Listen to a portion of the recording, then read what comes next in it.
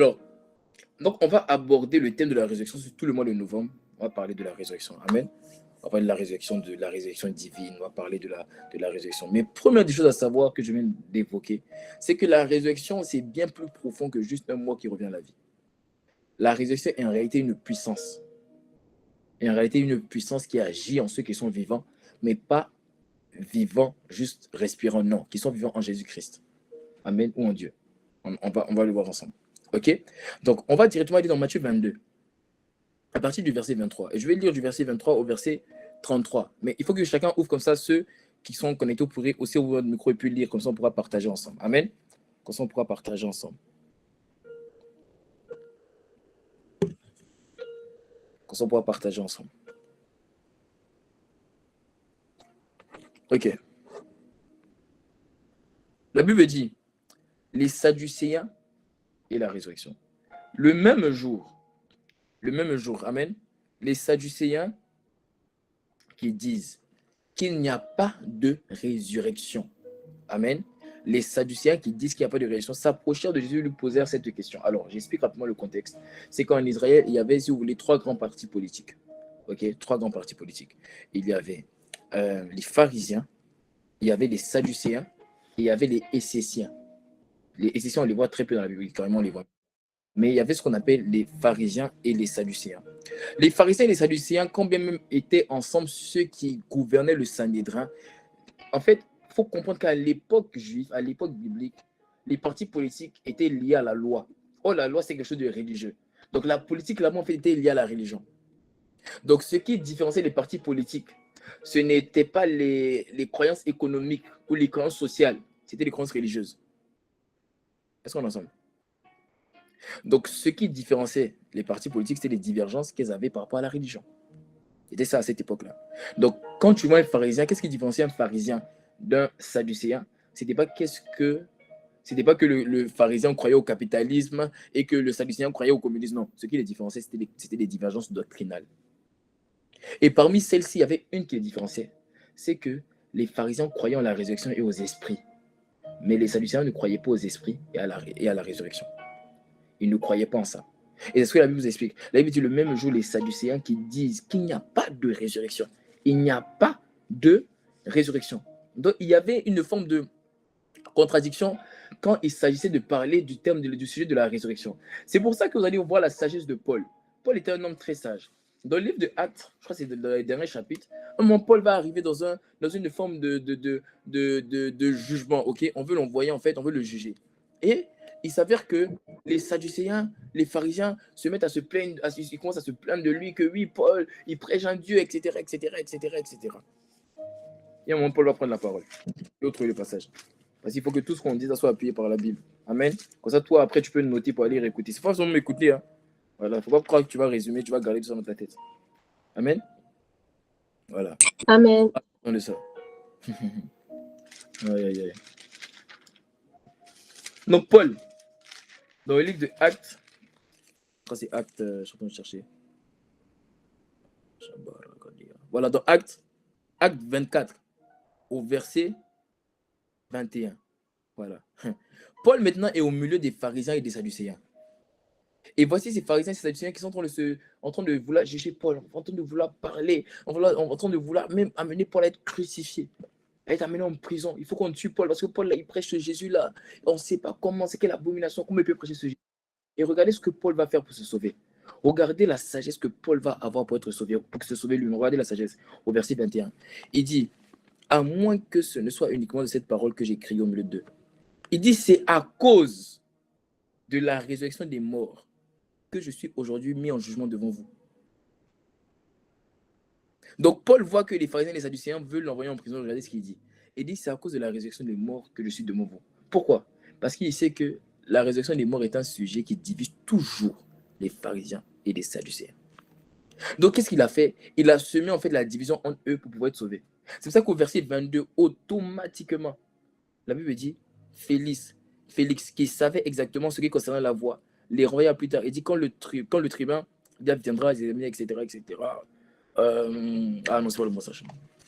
C'est pas le bon message.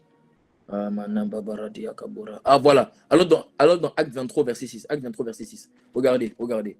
Là, il me dit, Paul dit au verset 5, et je ne savais pas, frère, que c'était le souverain sacrificateur, car il est écrit, tu ne diras pas de mal du chef de ton peuple. Verset 6, acte 26, 23, 26. Là, il me dit, sachant qu'une partie de l'assemblée était composée de Sadducéens et l'autre de pharisiens, Paul cria dans le Sanhédrin.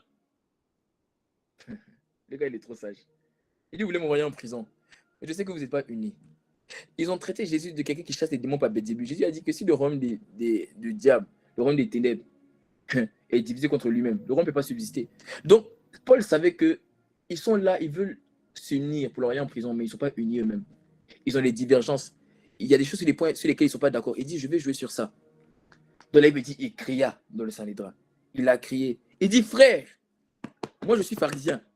Donc il a pris parti. Parce que automatiquement, c'est dit que tu es pharisien. Donc les pharisiens vont se mettre de ton côté. Paul, regarde, avant de continuer plus loin, je vais te dire, ne pense pas seulement que tu as besoin d'intelligence spirituelle pour te sauver cette terre. Tu as aussi besoin d'intelligence de la vie. À un moment, Paul s'apprête, il est envoyé en prison. Et Paul va dire quelque chose au gardien, au geôlier qui était avec lui. Il va dire, t'es-tu permis de taper un Romain? Aïe, Paul. Mais Jésus t'a pas dit que tu devais être persécuté pour lui. Il dit oui, c'est vrai. Mais j'ai un papier qu'on appelle le papier des Romains. C'est pour te dire que souvent, il y a des choses que Dieu a mis de ton côté. Il faut savoir les faire valoir. C'est quand tu entends les chrétiens, non, il ne faut pas aller à la loi, il faut laisser la loi, il faut tout gérer à l'église. Mon frère, c'est la vérité. Hein. Quand Dieu t'a donné l'intelligence de la vie, il faut savoir l'utiliser. Là, il me dit, Paul a crié, il dit, moi, je suis pharisien. Il s'est mis du côté des pharisiens. Fils de pharisien, c'est à cause de l'expérience. Regardez ce qu'il dit. Il dit, c'est à cause de l'expérience et de la résurrection des morts que je suis mis en jugement. Et là, il me dit au verset 7, quand il lui dit cela, il produisit une dispute entre les pharisiens et les sadducéens, et la multitude se divisa. Quelle sagesse. Il savait. Il savait que la résurrection est un sujet qui les fâchait. Il savait que la résurrection est un sujet qui les amenait toujours à être en contradiction. Vous voyez? Parce que la Bible dit au verset 8, les sadducéens disent en effet qu'il n'y a pas de résurrection ni d'ange ni d'esprit. Tandis que les pharisiens l'affirment. Donc, vous voyez la doctrine ici des sadducéens. Il n'y a pas de résurrection, il n'y a pas d'ange, il n'y a pas d'esprit. Amen. Et les petits, il y eut une grande clameur, c'est-à-dire il y a eu beaucoup de bruit. Et quelques scribes du parti des pharisiens se levèrent et engagèrent un vif débat et dirent, nous ne trouvons aucun mal en cet homme, et si un esprit, un ange lui avait parlé. Hein? Mais il n'y a même pas 30 minutes, vous voulez le tuer. Maintenant, vous dites qu'il n'y a aucun mal en lui. Pourquoi? Parce que comme il a affirmé qu'il est pharisien, sous-entendu qu'il croit aux esprits, automatiquement, vous pensez que c'est les esprits qui lui ont parlé. Vous savez ce qu'il y a moins qu'à Jean-Baptiste? C'était cette sagesse-là. Jean-Baptiste, à un moment, on vient vers lui et il ose prêcher et dire que ce que le roi fait dans son royaume, ce que le roi fait comment ça s'appelle? Ce que ce que le roi fait au niveau de son palais, ce que le roi fait, c'est pas bien. Que comment le roi peut sortir avec la femme de son frère. Sa tête a été coupée. Donc Jésus a eu le même test. On est venu vers Jésus, on dit Jésus, faut-il payer les impôts ou pas? J'ai dit, pourquoi vous allez m'avoir? Rendez à César ce qui est à César. C'est ce qui a manqué à Jean-Baptiste. Rempli de l'esprit, manquant de sagesse. Ce qui va te permettre de demeurer longtemps sur la terre, ce n'est pas ta puissance, ta sagesse. Paul était puissant, on l'a attrapé, on dit mon gars, ici il n'y a pas de malade, tu vas guérir personne. On a scellé ses mains. Il doit opérer avec sagesse. Automatiquement, là, il me dit qu'ils ont dit non, ce gars-là, peut-être Dieu qui lui a parlé. Il a permis de se sauver. Bref, tout ça pour vous expliquer qu'en fait, il y avait une différence, il y avait des divergences dans le final lorsqu'il s'agissait de la résurrection. Ok? Amen. Donc, on repart maintenant dans Matthieu 22. Matthieu 22. Donc, dans Matthieu 22, donc, les Sadducéens qui ne croyaient pas en la résurrection, les Sadducéens qui ne croyaient pas en la résurrection, vont maintenant venir poser une question à Jésus. Bon, mettez vos caméras, la famille. Vous venez comme ça, mettez pas vos caméras là. Allez, mettez vos caméras, mettez tout le monde. Mettez vos caméras. Ceux qui ne mettent pas ta caméra, après tu comprends quand ton téléphone tombe, ça se casse. On te demande de mettre des... Tu peux pas mettre ta caméra. Après quand ton téléphone tombe pour se casser, tu vas dire ces trucs. Donc voici les Sadducéens qui ne croient pas en la résurrection, qui viennent poser une question à Jésus par rapport à la résurrection. Qu'est-ce qu'ils étaient en train de faire? Ils essayaient de tenter Jésus. Ils essayaient de pousser Jésus en fait à la faute. Ils essayaient de remettre, comme ce que les pharisiens et les Sadducéens ont toujours fait. Ils essaient en fait de pousser Jésus en fait à l'erreur. Est-ce qu'on est ensemble? Est-ce qu'ils essaient de faire? Mais ce qui est drôle, c'est que à la fin de ce passage, c'est tellement fort parce que c'est après ce passage-là que la Bible dit que et les Sadducéens ne posèrent plus de questions à Jésus jusqu'à sa mort. C'est ce passage-là. Regardez au verset 46. Regardez le verset 46. Matthieu 22, 46. La Bible dit, nul ne put lui répondre un mot. Et depuis ce jour, personne n'osa plus lui poser de questions, que ce soit les Sadducéens ou les pharisiens. C'est-à-dire que ce jour-là était le dernier jour où les pharisiens et les Sadducéens ont essayé de tenter Jésus. Parce que Jésus vient avec un niveau de rima, un niveau de sagesse. C'est-à-dire que si ce n'est pas Rima Night, on ne pouvait pas voir des niveaux de rima comme ça. On ne peut pas dire Amen. Donc on repart maintenant sur notre notion de la résurrection. Mon but c'est de définir qu'est-ce que la résurrection selon Dieu. La résurrection, comme je disais, c'est bien plus profond qu'un mort qui revient à la vie. C'est bien plus profond que ça. Sais-tu que maintenant, tu as été ressuscité en réalité? Tu as été régénéré parce que de mort que tu étais séparé de Dieu. Mort physiquement, mort pas physiquement, spirituellement. La mort spirituelle. Tu étais séparé de Dieu et oppressé par les œuvres du diable. Tu as été ressuscité. Alors, il faut comprendre une chose par rapport à la résurrection, la puissance de la résurrection, c'est qu'elle opère en toi. Bon, on va y arriver. Parce que tu vas comprendre pourquoi est-ce que Dieu est capable de faire sortir. Est-ce que vous savez, bon, je vais expliquer la résurrection dans ce sens. Le but de la connaissance de la résurrection même, c'est particulier. Amen. C'est que Dieu fait jaillir la lumière des ténèbres. On a tendance à penser souvent que la lumière, Dieu l'allume quelque part et puis Dieu allume les ténèbres quelque part. Si tu penses à ça, c'est que tu n'as pas bien compris le salut. La particularité du salut, c'est que c'est au milieu de tes ténèbres que Dieu a fait jaillir la lumière. C'est dans les ténèbres de ton cœur que Dieu a fait jaillir la lumière. C'est pour ça que la Bible dit que même les ténèbres sont à nu devant Dieu. Parce qu'en fait, Dieu est capable même de susciter la lumière des ténèbres. Tout le monde sait qu'il est impossible de créer la lumière d'une source ténèbre. C'est pour ça que la lumière vient généralement de quoi? Des sources hydrauliques, du soleil, etc. Mais Dieu, lui, est capable de créer la lumière des ténèbres. C'est du noir. C'est du noir que Dieu il fonde la lumière. Là, il me dit, au commencement, la terre était quoi? Informe et vide. Il y avait des ténèbres à la surface de la Bible. Mais la Bible dit, Dieu dit que la lumière soit. Cette lumière a trouvé sa source où? Dans les ténèbres. C'est-à-dire la lumière est sortie de quoi? Des ténèbres. Et c'est ce qui s'est passé quand tu as donné ta vie à Jésus.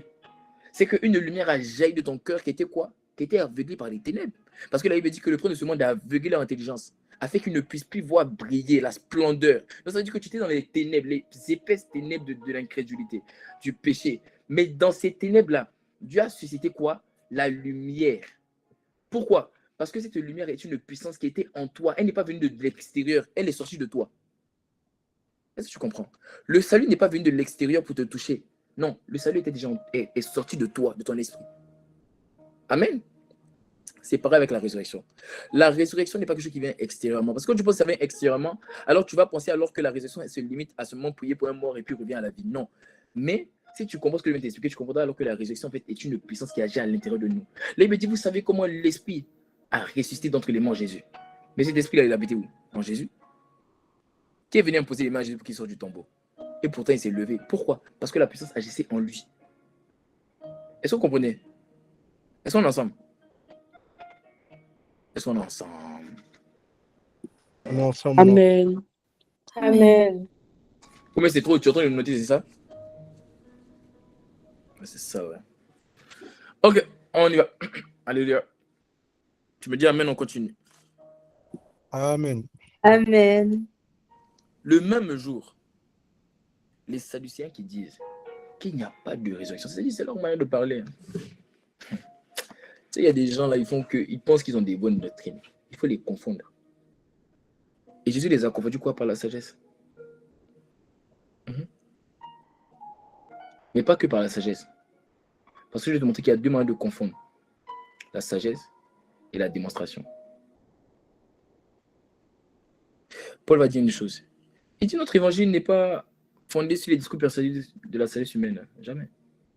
Il dit, mais sur une dimension de l'Esprit Saint et de puissance. Après, il va dire que la folie de la croix est sagesse et puissance de Dieu, n'est-ce pas? Parce que tout ce qui vient de Dieu se démontre soit par la sagesse, soit par les œuvres. La puissance. Donc ici, Jésus va leur démontrer la résurrection par la sagesse. Mais à la résurrection de Lazare, Il va leur démontrer la résurrection quoi? Par les œuvres. Et si vous regardez bien, la Bible dit que certains venaient.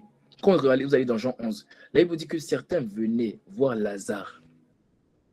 On venait voir Lazare. C'est-à-dire que c'est Jésus qui a ressuscité. Hein. Mais on venait voir le Lazare que Jésus avait ressuscité. Parce que Lazare était devenu un témoin que la résurrection c'était réel. Donc Jésus n'a pas seulement prouvé la résurrection en parlant, il a prouvé en démontrant. Tout ce qui vient de Dieu ne se révèle pas, ne se prouve pas seulement par la sagesse, mais aussi par la puissance. Amen. La sagesse vient à faire comprendre à la personne. Ok? La puissance vient à faire croire à la personne. Elle est obligée de croire. Ça convainc. Vous voyez? La sagesse fait comprendre. La puissance convainc. Amen. Là, il me dit que qu'il n'y a pas de résurrection. Il s'approchait de Jésus, lui posait une question. Suis-moi attentivement parce que ce verset est un verset un peu complexe. Donc, il faut me suivre attentivement. Si tu comprends tout ça, là, tu comprendras après. Tu ne comprendras pas après. Tu comprendras quand je vais te parler des différentes résurrections, la première résurrection, la deuxième résurrection. Tu comprendras, c'est juste. Donc, suis-moi un peu, ok? Là, on va aborder la résurrection. Amen. C'est très important de comprendre ça. C'est fondamental. Tout vient de là. Parce que quand tu veux étudier une doctrine dans la Bible, une doctrine, et sachez que la résurrection fait partie des doctrines. Allez, s'il vous plaît, je vais vous montrer ça dans Hébreux. Dans le livre de Hébreux 5. Vous allez voir, la résurrection fait partie de la doctrine, ça fait partie des fondements même de la doctrine, des piliers même de la doctrine. Donc, si tu veux comprendre une doctrine, il faut chercher celui qui a instauré la doctrine, qu'est-ce qu'il donne comme définition. Et c'est Dieu qui a instauré cette doctrine, il faut regarder qu'est-ce que Dieu dit de ça. Amen. Regarde le livre de Hébreux. Dans Hébreux 5. Dans Hébreux 6. Voilà. Il dit, c'est pourquoi laissant, verset 1, c'est pourquoi laissant l'enseignement élémentaire de la parole de Christ, tendons vers la perfection, sans poser de nouveaux fondements. Sans poser de nouveau le fondement. Et puis maintenant, il te cite les différents piliers même. De quoi? De ce que lui appelle la parole du Christ. Donc la parole de Dieu. Ce qui procure la foi. Car, la foi vient de ce qu'on entend. Et ce qu'on entend vient de la parole de Christ. Pas la parole de Dieu. La parole de Christ. C'est ce qui est écrit. C'est ce qui est écrit. Ah oui. Parce que ce n'est pas toute parole de Dieu qui procure la foi. C'est la parole de Christ. Parce que c'est l'association de quoi? D'un être divin avec un être humain, formant une seule chair qu'on appelle le Christ. Dieu a parlé à Moïse. Mais aujourd'hui, croire en la parole que Dieu a dit à Moïse ne donnera pas la foi en Jésus. Donc on dit la foi en Jésus là vient de la parole de Christ, pas la parole de Dieu, parce que Dieu avait parlé à Moïse. Mais si tu crois en Moïse aujourd'hui, là, tu n'es pas chrétienté, judaïsme. Est-ce que vous comprenez la différence? Donc on dit la foi vient de ce qu'on entend vient de la parole de Christ. Maintenant, il t'explique que la parole de Christ en question, qui procure la foi en Jésus, elle a 6 piliers. Parmi ces piliers-là, il te dit premier pilier, la repentance, des œuvres mortes. Ok? On n'a pas le temps d'étudier ça, un jour peut-être on étudiera ça. Vous allez voir pourquoi Jean-Baptiste, c'est ce qu'il a prêché en premier. Ok? Elle se décompose en différents fondements. Cette notion de repentance des œuvres mortes. La première, il y a différents fondements. Il y a le fait de revenir dans les voies pures, de les voir. Dans les voies droites de Dieu, il y a le fait de ramener le cœur des fils vers les pères, ramener les cœurs des pères vers les fils. Je n'ai pas le temps d'aller là-bas. Ok? Deuxième, la foi en Dieu. Ce n'est pas la foi de Dieu, c'est la foi en Dieu. Troisième, la doctrine des baptêmes. Baptême de l'esprit, baptême d'eau, baptême de feu, baptême dans le corps. Ok? Ce sont des éléments. Maintenant, il y a imposition des mains. C'est une doctrine. Maintenant, il va dire une chose, résurrection des morts. Donc, on n'est pas en train de parler ici de juste une action. Non, on est en train de parler ici de ce qui est doctrinal. C'est une doctrine. Donc, quand tu veux étudier une doctrine, il faut savoir celui qui a instauré la doctrine, celui qui a inspiré la doctrine, qu'est-ce qu'il en dit, quelle est la définition. Donc, la meilleure manière d'étudier la résurrection, c'est pas en allant chercher un cas de résurrection et puis le décrypter. Non, c'est de voir qu'est-ce que Jésus a dit que la résurrection est. Et la seule fois où Jésus donne une définition de la résurrection, c'est lorsqu'il s'adresse aux Sadducéens. Amen. Est-ce qu'on est ensemble? Amen. Amen. Bon, c'est pas trop compliqué, t'es avec moi, non? T'es avec moi? Alléluia. Ok. Maintenant, il dit, maître, Moïse a dit, si quelqu'un meurt sans enfant, son frère épousera la veuve et suscitera une descendance à son frère. Verset 25, Matthieu 22, verset 25. Or, il y avait parmi nous 7 frères. Le premier se maria et mourut. Et comme il n'avait pas d'enfant, il laissa sa femme à son frère. Donc, j'explique ça rapidement. Donc, il vient de dire que Moïse a dit que si un homme meurt, et que celui-ci n'avait pas d'enfant, c'est son frère qui va épouser sa femme. Amen. Voilà. Donc, pour eux, la question était tout simple. C'est que si la femme maintenant en question elle donne une descendance à ce frère-là. L'enfant en question, en quelque sorte, ok? L'enfant en question, il sera de qui? La femme sera de qui? Parce que la femme a été une fois, elle a été une fois une seule chair avec plusieurs d'entre eux. Donc en soi, elle revient à qui? C'était un peu ça la question, ok? Dans la Bible, il dit, et il en fut de même du deuxième, du troisième jusqu'au septième. Après eux tous, la femme mourut. Maintenant, regardez ce qu'ils disent. À la résurrection, duquel de ces 7 frères sera-t-elle donc la femme? Car tous l'ont eu. Tous ont entendu, tous ont été une seule chair avec elle. Donc, à la résurrection duquel, en fait, elle va appartenir à qui? Jésus va leur dire une chose, il dit, vous n'avez pas compris les Écritures. Parce qu'eux, ils ont confondu résurrection et puis réincarnation. Or, réincarnation n'est pas biblique. Eux, ils pensaient à la réincarnation. Parce que quand tu dis à la résurrection, elle va appartenir à qui? C'est parce qu'ils pensaient qu'il y avait une deuxième vie où elle va revenir pareil. Donc, elle va avoir le même, elle va grandir dans le même endroit, elle aura les mêmes maris. C'est ça qu'ils pensaient. Donc, ils pensaient réincarnation, ils ne pensaient pas résurrection. Maintenant, regardez ce que Jésus va leur dire. Et ça devient intéressant. Suis-moi attentivement. Parce que si tu ne me suis pas attentivement sur ça, là, tu seras perdu. Suis-moi attentivement. Est-ce qu'on est ensemble? Ok. On est ensemble. Maintenant, regardez. Jésus leur dit, vous êtes dans l'erreur. Sous-entendu, vous êtes égarés. Vous êtes sortis du bon chemin. Vous n'avez pas le chemin de la connaissance. Vous êtes dans l'erreur. Il continue en disant, parce que vous ne comprenez ni les Écritures, ni la puissance de Dieu. Ciao. Acte 22. Matthieu 22, au verset 29. Il dit, parce que vous ne comprenez ni les Écritures, ni la puissance de Dieu. Donc ça veut dire que Jésus vient de mettre la résurrection sur 2 fondements. Le fondement des Écritures et le fondement de la puissance de Dieu. Parce qu'il est question de quoi ici? De résurrection. Non, tu es d'accord avec moi? Il est question de résurrection. Et Jésus ne va pas leur dire, vous ne comprenez pas la résurrection. Il dit, vous ne comprenez ni les Écritures, ni la puissance de Dieu. Donc Jésus, lui, met la résurrection sur 2 fondements. Le fondement des Écritures et le fondement de quoi? De la puissance de Dieu. Ok? Il dit maintenant, car à la résurrection,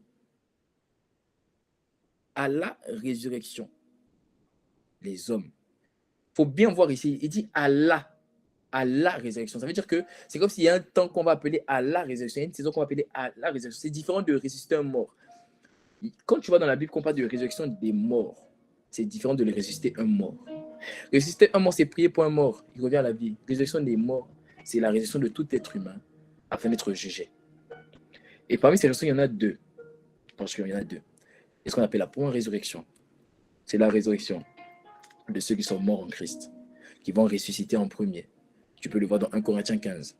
Et ce que là, Paul va dire au verset, à partir du verset 50, si je ne me trompe pas, 50-52, il dit, et ceux qui sont morts en Christ ressusciteront premièrement. C'est ce qu'on appelle la première résurrection.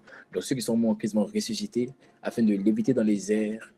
Et nous, qui ne sont pas morts en Christ, parce que nous sommes vivants en Christ, nous allons être enlevés ensemble avec ceux qui étaient morts en Christ, qui vont ressusciter pour la première fois.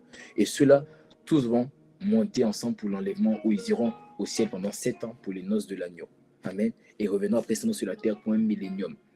La première résurrection des morts, c'est la résurrection de ceux qui sont morts en Christ. Après les 1000 ans, il y aura une autre résurrection qu'on appelle la deuxième résurrection. Cette deuxième résurrection-là, c'est la résurrection de tous les morts qui n'ont pas cru en Jésus. Qui n'ont pas cru en Jésus.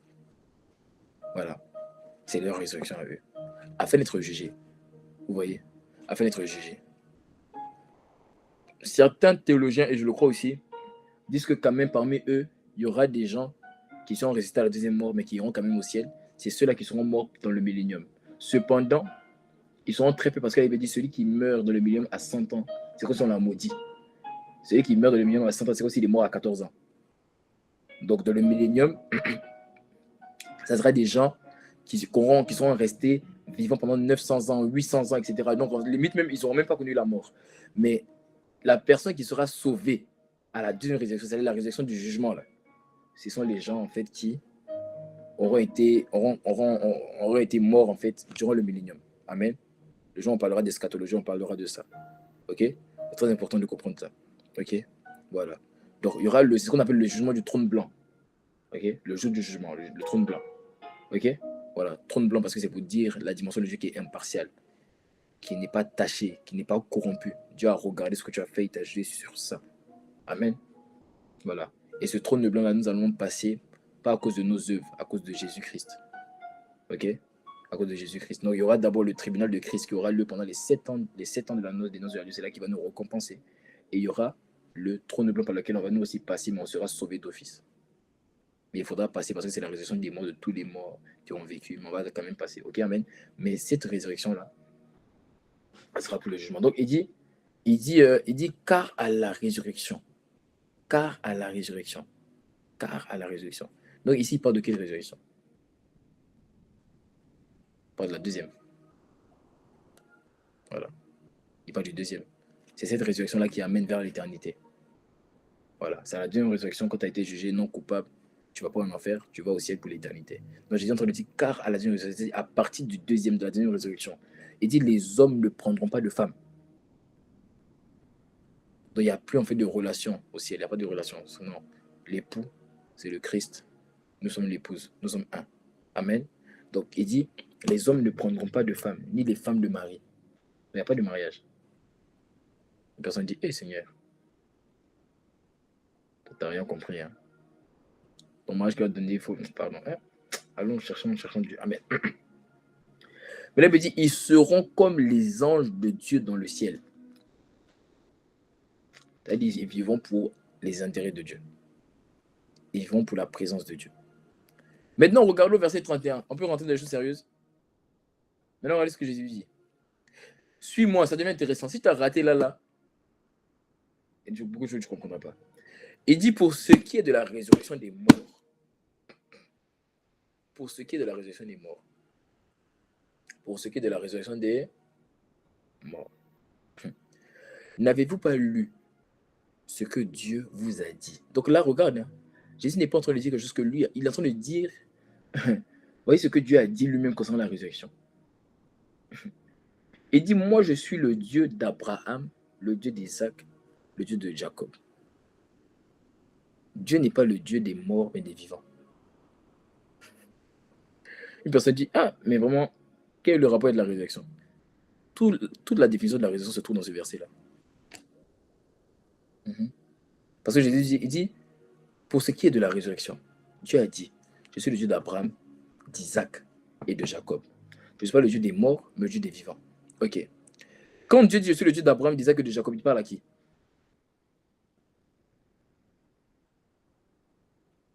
Quand Dieu a dit ça, qui s'est manqué le passage? Qui sait il parle à quel personnage? Parce qu'il faut savoir Dieu parle à qui pour savoir en quoi est-ce que ce verset-là exprime la résurrection. Bon, est-ce que c'est Dieu en train de parler à... Est-ce que Dieu est en train de parler à Isaac? Est-ce que Dieu parle à Isaac? Pourquoi Dieu n'est pas en train de parler à Isaac? Quand Dieu dit je suis le Dieu d'Abraham, d'Isaac et de Jacob, pourquoi Dieu n'est pas en train de parler à Isaac?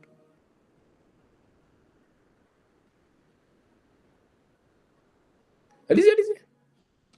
Parce que là, il est en train de faire mention de lui. Il n'est pas en train de lui parler directement. Non, c'est comme si la question c'est quelle est la preuve ici que Dieu n'est pas en train de parler à Isaac quand il dit je suis le Dieu d'Abraham, d'Isaac et de Jacob? Quelle est la preuve que Dieu n'est pas en train de parler à Isaac? C'est un petit tellement simple qu'on va aller tous les dire. Aïe, c'est trop simple. Parce que les trois n'ont pas, ils sont pas de la même période. Il est en train de mentionner les trois. Donc, pour moi, c'est qu'ils ne sont plus, s'il est en train de les mentionner, c'est qu'ils ne sont plus là physiquement. Mais la preuve même que Dieu n'est pas en train de parler à Isaac. Hein. Vas-y, Nora, tu veux essayer? Je pense que c'est le fait en fait qu'il le mentionne simplement. Il a dit son nom, donc c'est pas à lui qui parle. Il dit, je suis le Dieu. Je peux parler à Nora. Je peux parler à Nora. Mais je peux dire, je ne peux pas me dire je suis toi, enfin je suis ton Dieu, alors que tu me parles. Si, Dieu t'a jamais dit ça. Tu n'as jamais dit je suis ton Dieu. Mais Jean a dit ça en mode, il n'a pas dit je suis le Dieu. Ici, il n'a pas dit genre, je suis ton Dieu. Et la preuve que Dieu ne parle ni à Abraham, ni à Isaac, c'est qu'il fait mention de Jacob. Comment tu es en train de parler à un père qui n'a pas encore enfanté un fils, et puis tu dis le nom de son fils? C'est aussi simple que ça. Quelle est la preuve que Dieu n'est pas entendu parler à Isaac? C'est qu'il dit, je suis le Dieu d'Abraham, d'Isaac et de Jacob. Mais Jacob, il n'est pas revenu. Toi, tu parles de quel Jacob? Donc Dieu était forcément en train de parler de quelqu'un qui avait vécu après les trois. Il parlait ni à Abraham parce que tu vas parler à Abraham si Isaac n'est pas revenu. Et puis tu peux parler à Isaac si Jacob n'est pas revenu. Donc tu peux dire, je suis le Dieu de quelqu'un qui n'est pas venu. Donc il parlait forcément de quelqu'un qui était là, mais qui a vécu après eux. Il parlait à Moïse. C'est quand Dieu s'est révélé à Moïse qu'il a dit, je suis le Dieu d'Isaac, d'Abraham et de Jacob. Amen. C'est là qu'il va dire ça. Et je suis le Dieu d'Abraham, d'Isaac et de Jacob. Maintenant, la Bible dit, Dieu n'est pas le Dieu des morts, mais des vivants. Quelle est la preuve ici? C'est que Dieu n'a pas dit, j'étais le Dieu. Il dit, je suis le Dieu. Ok.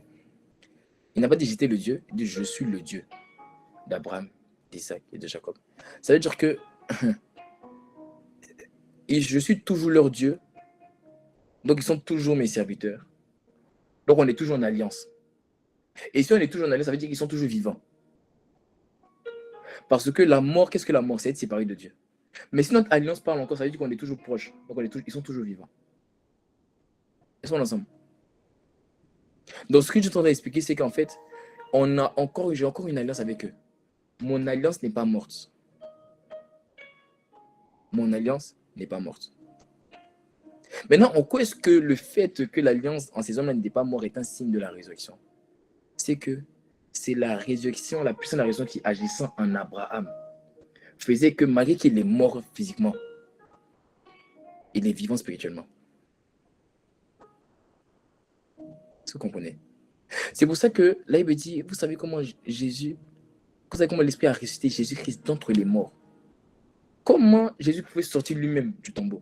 En soi, même s'il était mort physiquement, il y avait une puissance qui agit en lui qu'on appelle la résurrection. Cette puissance-là, c'est le sceau, c'est ce qu'on appelle un sceau. C'est le sceau du Saint-Esprit qui vient sur toi. Quand tu donnes ta vie à Jésus, cette puissance de la résurrection vient habiter en toi. C'est un sceau qui est mis sur toi, qui fait que le jour où tu meurs, le jour où la trompette sonne, tu vas te réveiller. Donc la résurrection, c'est pas d'abord le fait de sortir du tombeau, non. La résurrection, c'est la puissance de résurrection qui habite en toi, qui fait que au jour de la résurrection, tu vas te ressusciter. Voici notre espérance. Waouh, t'as pas compris. Voici notre espérance. C'est qu'en Jésus-Christ, nous avons la puissance de la résurrection qui fait que même si je meurs aujourd'hui, en fait, je ne peux pas mourir. Il y a une puissance en moi qui fait que au jour où la trompette sonnera, je vais ressusciter. Et justement, Dieu appelle ça la puissance. Dieu appelle ça la toute puissance même de Dieu. Oui, la plus grande puissance de Dieu, c'est la puissance de la résurrection. Ce n'est pas la vie. Il y a deux puissances. Jésus a dit, Dieu, je suis la résurrection et la vie. La puissance de la vie, c'est la puissance de Dieu qui est là, qui est naturelle. C'est la puissance de Dieu qui ne connaît pas d'adversité.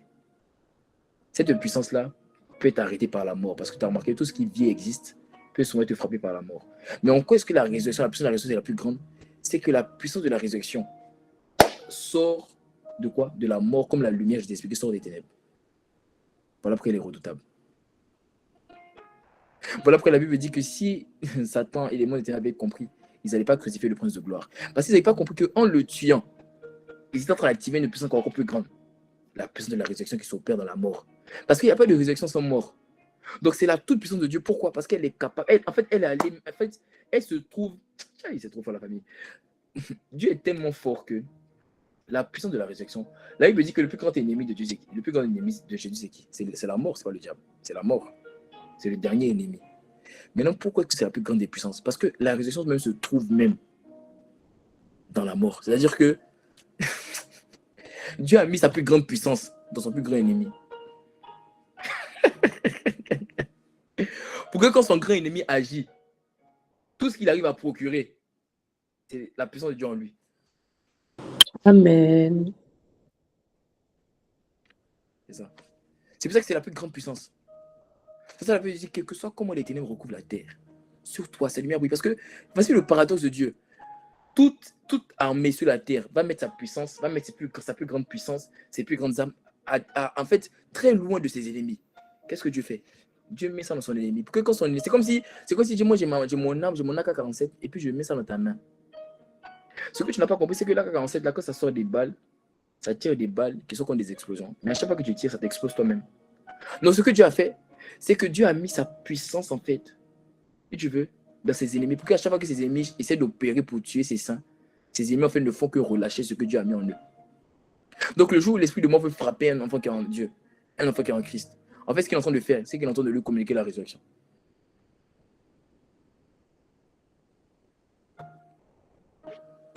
C'est ça l'évangile. Donc, je l'ai dit, vous ne comprenez pas la puissance. Parce que vous avez compris, vous allez comprendre que Dieu n'est pas le Dieu des morts, le Dieu des vivants. C'est ça. C'est ça la résurrection. La puissance de Dieu se trouve. Aïe. La résurrection même, elle se trouve même dans. Dieu a fait habiter ça. C'est pour ça que Paul dit quand je suis faible, ne jouez pas avec moi. Vous n'avez pas remarqué que c'est comme si Dieu met tout ce qui est fort dans ce qui est faible. Dieu met la vie dans ce qui est mort. Dieu met la sagesse dans ce qui est insensé. Tu as l'impression que dans toute la Bible, c'est comme un paradoxe. Oui, Dieu a fait exprès. Il a mis ce qu'il a de plus fort dans ses ennemis. Pour que l'action de ses ennemis même pousse ce qui est fort à être répandu. C'est ça. Donc la Bible dit que la résurrection a toute puissance. Et cette résurrection-là habite en toi d'abord. Et c'est parce qu'elle habite en toi qu'elle te rend capable d'un jour sortir de la mort, au temps de la résurrection, et de pouvoir ressusciter les morts, à cause de la puissance qui est en toi. Le problème, c'est qu'elle est en toi, mais elle doit grandir en toi. Et c'est là où ça crée des problèmes. Qu'est-ce qui fait que des gens... Parce que nous tous, on va ressusciter. Mais ça, c'est le minimum que la résurrection, la puissance de Dieu peut faire en toi. En plus que ça peut faire, ça peut t'amener à ressusciter. Il y a eu plusieurs résurrections dans le monde. La première résurrection, c'est que Élie a fait. Amen. Voilà. Élie a ressuscité. Après, il y a eu Élisée. Élisée qui a ressuscité en disant mort. Ok? La Bible a jeté un enfant sur ses os. Et les ossements d'Élisée ont ressuscité. Donc ça vous montre que la résurrection, c'est une puissance à l'intérieur. Le gars n'était pas là, mais ça a dégagé. Ok? Après, Jésus a fait quoi? Jésus a resté Lazare 4 jours. 4 jours, les scientifiques expliquent que le corps est décomposé, totalement broke. On ne peut rien faire du corps, c'est des asticots. Asticots. Coco. Asticots. Après, Jésus lui-même est sorti du tombeau. Il s'est ressuscité lui-même par la puissance qui agissait en lui. Maintenant, on ne te parle d'une autre résurrection, c'est Dieu lui-même qui va ressusciter tous les morts. Donc ça vous montre qu'en fait, cette puissance-là habite en toi en forme de semence. Mais le minimum que cette semence peut te faire, c'est d'un jour revenir à la vie. Ok? Un jour revenir à la vie. Amen. Mais plus tu grandis dans ça, plus tu grandis dans la résurrection, plus tu peux aussi ressusciter les morts. Dieu a des gens, parce que Dieu a la plus grande dimension qu'il est capable de ressusciter tous les morts. Mais si tu grandis dans ça, mais tu pourras ressusciter les morts. Amen. Est-ce que vous comprenez? Donc la résurrection, Amen. pas ce qu'on t'a enseigné.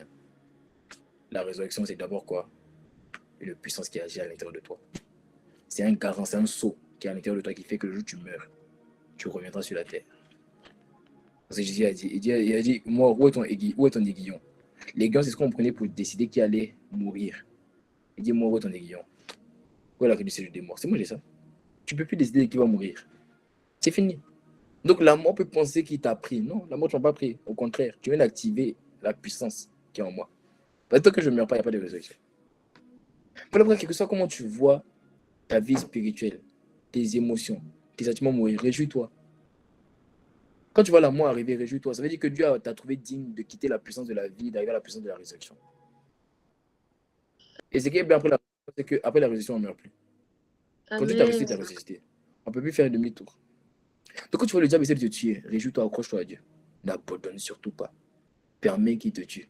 Pour mourir. Et quand tu reviens à la vie, là, pareil. Moi, une fois, j'ai fait un rêve. Tu connais mon rêve? Do you want to know my dream? J'ai fait un rêve. J'ai fait un rêve dans lequel, en faisant le rêve, etc., ce qui s'est passé, c'est que, automatiquement, on m'a donné une personne m'a tiré dessus avec une arme. Je suis mort dans le rêve. C'était l'année dernière. Et dès que je me suis, c'est comme si je suis sorti de mon corps, dans le rêve. Hein. Mais c'est comme si quand je suis sorti, j'arrivais à voler. Et c'est comme si j'étais devenu le Saint-Esprit. Je ne sais pas comment expliquer, j'étais devenu le Saint-Esprit. Tout ce que je disais, ça arrivait. Les gens me demandaient, tu vois, moi j'ai tel sujet de prier, puis je dis, tiens, reçois. Et puis je prie, puis ça arrivait comme ça, comme ça. Vous voyez qu'on a des films là, dès que ça arrivait. Et ça arrivait. Tout ce que je voulais. Tout ce que je voulais, tout. Il m'avait déjà montré. Je n'ai pas compris que ça annonçait des épreuves par lesquelles j'allais passer. Mais qu'à la fin des épreuves, mon niveau d'autorité, mon niveau de. En fait, ça allait totalement shifter. Et c'est ça que je suis en train de voir. Amen. C'est ça que je suis en train de voir.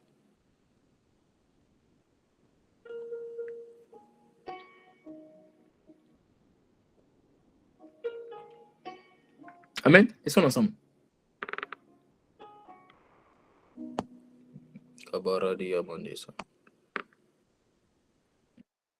Amen. Amen. Amen. Ok. Donc c'est ça qu'on appelle la puissance de la résurrection.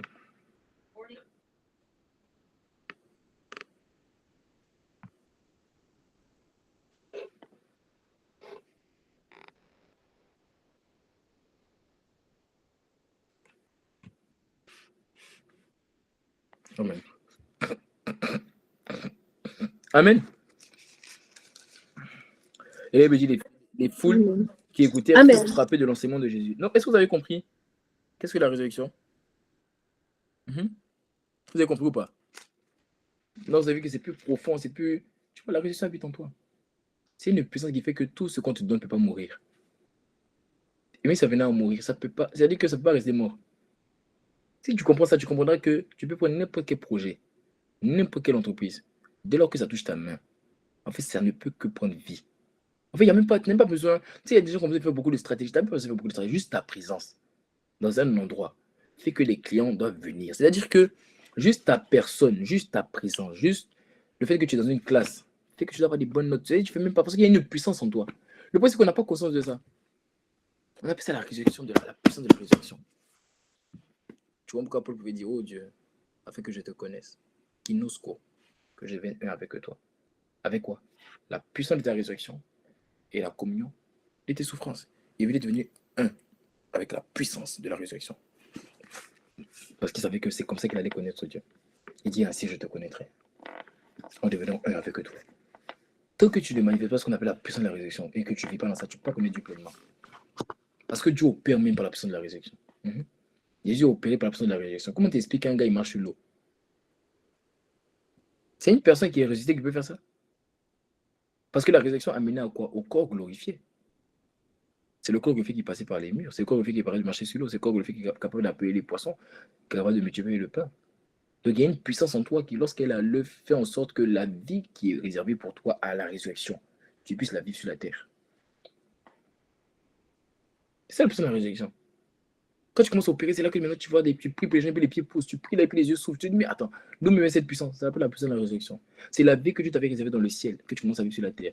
Si tu commences à, tu comprendras comment un être peut être là. Bon, il y a des choses que je ne vais pas dire ici. C'est enregistré là, je ne vais pas dire. Je vais te faire comprendre des choses, tu vas dire, hé, tu crois que c'est les Avengers, ils sont Avengers. Parce que tu ne connais pas, tu ne sais pas qui tu es. Tu as vécu des expériences. Hein. Tu as vécu des expériences. Parce qu'il y a une puissance. Parce que Dieu veut te faire vivre. Moi, je connais un homme. Il priait, pendant qu'il priait, il est passé par le mur. Il priait avec des gens. Et quand il est passé, il est revenu par le mur, puis les gens lui ont dit, attends, tu sais ce que tu viens de faire là? Il dit quoi? Il ne s'est même pas rendu compte qu'il est passé par le mur. C'est qu'il est revenu, il a réussi, il a dit, ah, et puis maintenant il s'est cogné la tête, il a dit, ah, et ça passe plus. Il y a une puissance en toi. Une puissance. Il y a une puissance. Tu comprends ça, tu pourrais dans ta chambre et puis en même temps t'es en Chine. Ouais, les gens ne peuvent pas dire ici, tu vois, non. Faut t'en dire un peu. C'est pour ça que tu dois aller chercher du coup toi-même. Il y a une puissance, tu comprends ça là, non. Et là, puis tu commences à parler des chrétiens en Chine. Si moi je te dis comment l'église en Chine va, tu vas me croire. Oh, je peux te dire. Je sais comment ils vont. Pas tous les voyages où il y a besoin de visa.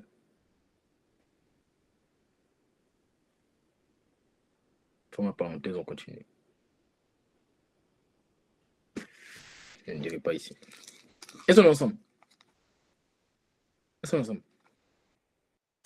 Amen. Amen. Amen. Ok, maintenant on va étudier un peu. Vous avez compris la définition, maintenant on va étudier, on va aller dans Jean 11 et on va voir un peu le cas de Lazare. Qu'est-ce qui s'est passé? On va un peu découvrir ce que Dieu nous a fait comprendre ce dimanche. On va découvrir ce que Dieu nous a fait comprendre ce dimanche.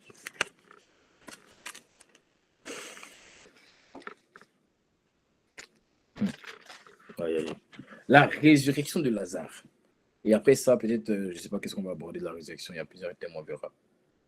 Peut-être on va aborder la résurrection de Jésus, comment ça s'est passé. Voilà, parce que quand Jésus ressuscite, comment ça ressuscite? D'ailleurs, il faut étudier sa mort pour étudier sa résurrection.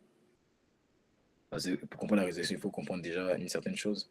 C'est que l'homme a trois parties, mais quand Jésus meurt, les trois parties ne vont pas dans le même endroit. Son corps va dans le tombeau de Joseph d'Arimathée, son esprit va dans le tabernacle céleste, selon Hébreux 9, et son âme va dans le séjour des morts. Parce que c'est l'âme qui brûle dans la géhenne. Et il dit ne craignez pas ceux qui sont capables de faire périr le corps, mais craignez celui qui est capable de faire périr le corps et l'âme dans la géhenne. Voilà. Donc dans la géhenne, c'était quoi? C'était le mauvais séjour des morts. Dans le séjour des morts, il y avait deux choses. Il y avait le bon côté qu'on appelle le sein d'Abraham. Le sein d'Abraham, tu peux le voir dans la parabole de Lazare et de l'homme riche, le sein d'Abraham. La Bible dit que l'homme riche a dit Abraham, est-ce que tu peux demander à Lazare de tremper son doigt, etc. C'est le bon séjour des morts. C'était le sein d'Abraham. Ce sein d'Abraham, à la résurrection, qu'est-ce que Jésus a fait? Il a pris ce sein d'Abraham, il l'a envoyé dans le paradis. Amen. Et ce paradis-là se trouve au ciel. L'homme n'avait pas accès à ça parce que l'homme était quand même pécheur, séparé de Dieu, mais par la foi avait été justifié. Cependant, le Saint d'Abraham était encore là-bas. Mais Dieu a enlevé ce Saint d'Abraham, il l'a mis dans le paradis. Voilà pourquoi maintenant, désormais, quand tu meurs, tu ne descends pas, tu montes. C'est une image. Sinon, arrête, ne descends pas. Mais c'est une image.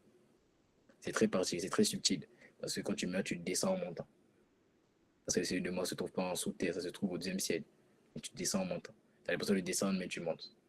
C'est très subtil, je ne vais pas t'expliquer. La seule point de t'expliquer, c'est que tu meurs. Mais comme tu n'es pas censé mourir maintenant, et tu es allé au ciel, non, laisse cet enseignement.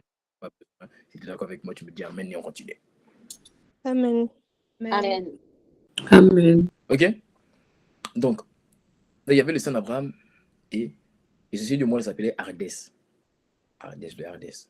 Vous avez déjà entendu ce mot dans la Bible, non? Ardès. Non, rien. Ça vous dit rien? Ardès. Non. Ça vous dit rien. Lisez vos Bibles. On est une grâce de la doctrine. Si vous lisez pas vos Bibles, vous savez que vous n'avez pas compris, vous n'avez pas capté mon action. La Bible. Vous avez la grâce de comprendre la Bible comme si vous compreniez tout ce que tu veux comprendre. J'aime ça. C'est la grâce que Dieu nous a fait. Moi, quand je joue ma Bible, c'est comme si, dès que je joue ma Bible, c'est comme si Dieu va s'asseoir, il prend une chaise, et puis s'asseoir, il dit, je vais te parler. Et puis, quoi, ça m'enseigne la Bible. Comme si c'est. C'est-à-dire que Dieu m'enseigne la Bible. Tu sens même que c'est lui qui a écrit. C'est la grâce de Dieu qui est sur toi. Amen. Amen. Donc, il y a le Hardès. Le Hardès, là, il y a la GN. OK? À la GN, il y a le bon celui des morts qu'on appelle le Saint d'Abraham. Amen. Voilà. Donc, son âme va là-bas, où sont rendu sa vie. Mais son esprit, qui était l'esprit de Christ, l'esprit de Christ ne peut pas connaître l'enfer. L'esprit de Dieu. Donc, lui est parti, Hébreux 9, car il est rentré une bonne fois pour tout dans le tabernacle céleste pour vous offrir une rédemption éternelle. Amen. Donc, son esprit est parti là-bas. Une fois qu'il a planté le sang, c'est ce sang-là qui devait être pur, gardé pur. C'est pour ça que quand il revient, avant de monter pour présenter ce sang-là, qu'est-ce qui se passe?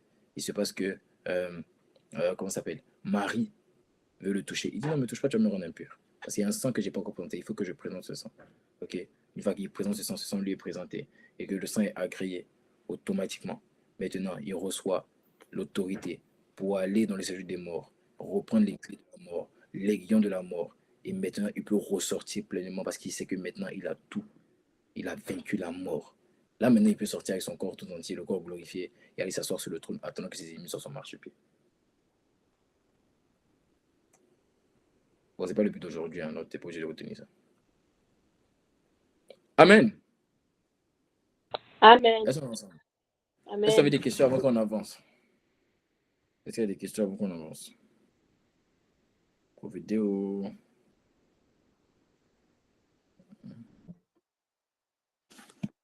Profitez. Vas-y, allez-y.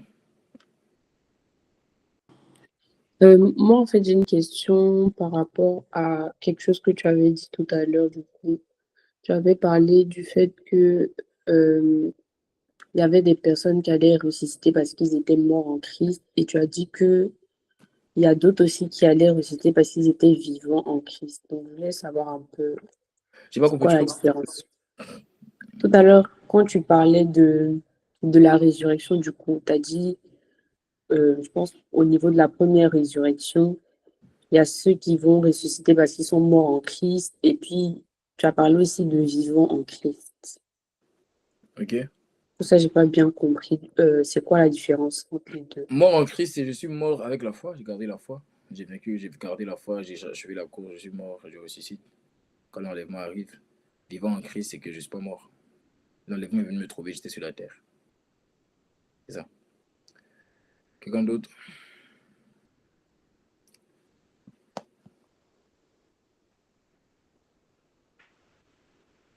Do you guys have some questions?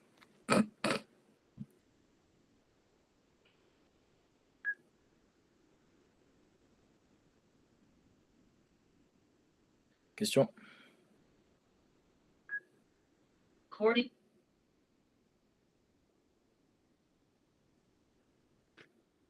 Question? Non?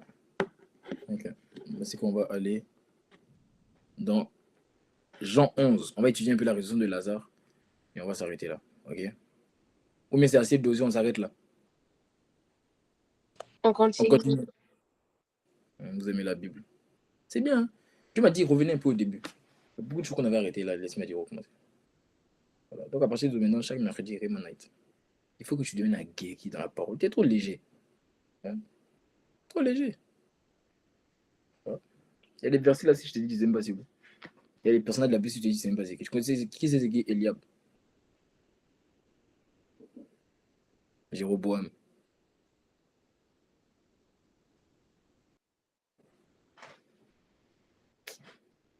Miséricorde.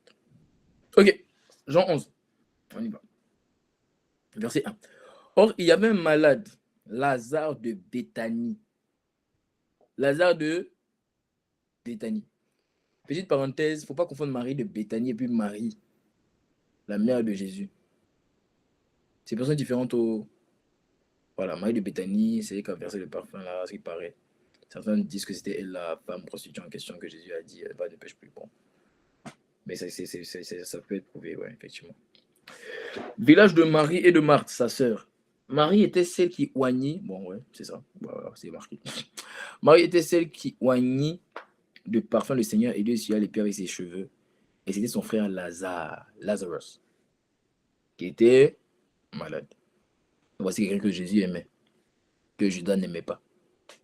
Parce que Judas a dit, oh, comment il peut venir prendre le parfum là, on ne peut pas donner ça aux pauvres. Tu vois, Judas. Judas. Les sœurs envoyaient dire à Jésus. Elles ne sont pas allées elles-mêmes. Hein. Elles envoyaient. Elles envoyaient dire à Jésus. Seigneur, voici. Celui que tu aimes est malade. Regardez la formulation. Celui que tu aimes est malade. Donc celui qui est malade n'est pas une simple personne, c'est une personne considérée par Jésus. Celui que tu aimes. C'est comme si on vient et on te dit, ah, ton ami que tu aimes est malade. Bon, mon père est en train de parler ici. Hein. Il sait, il entend.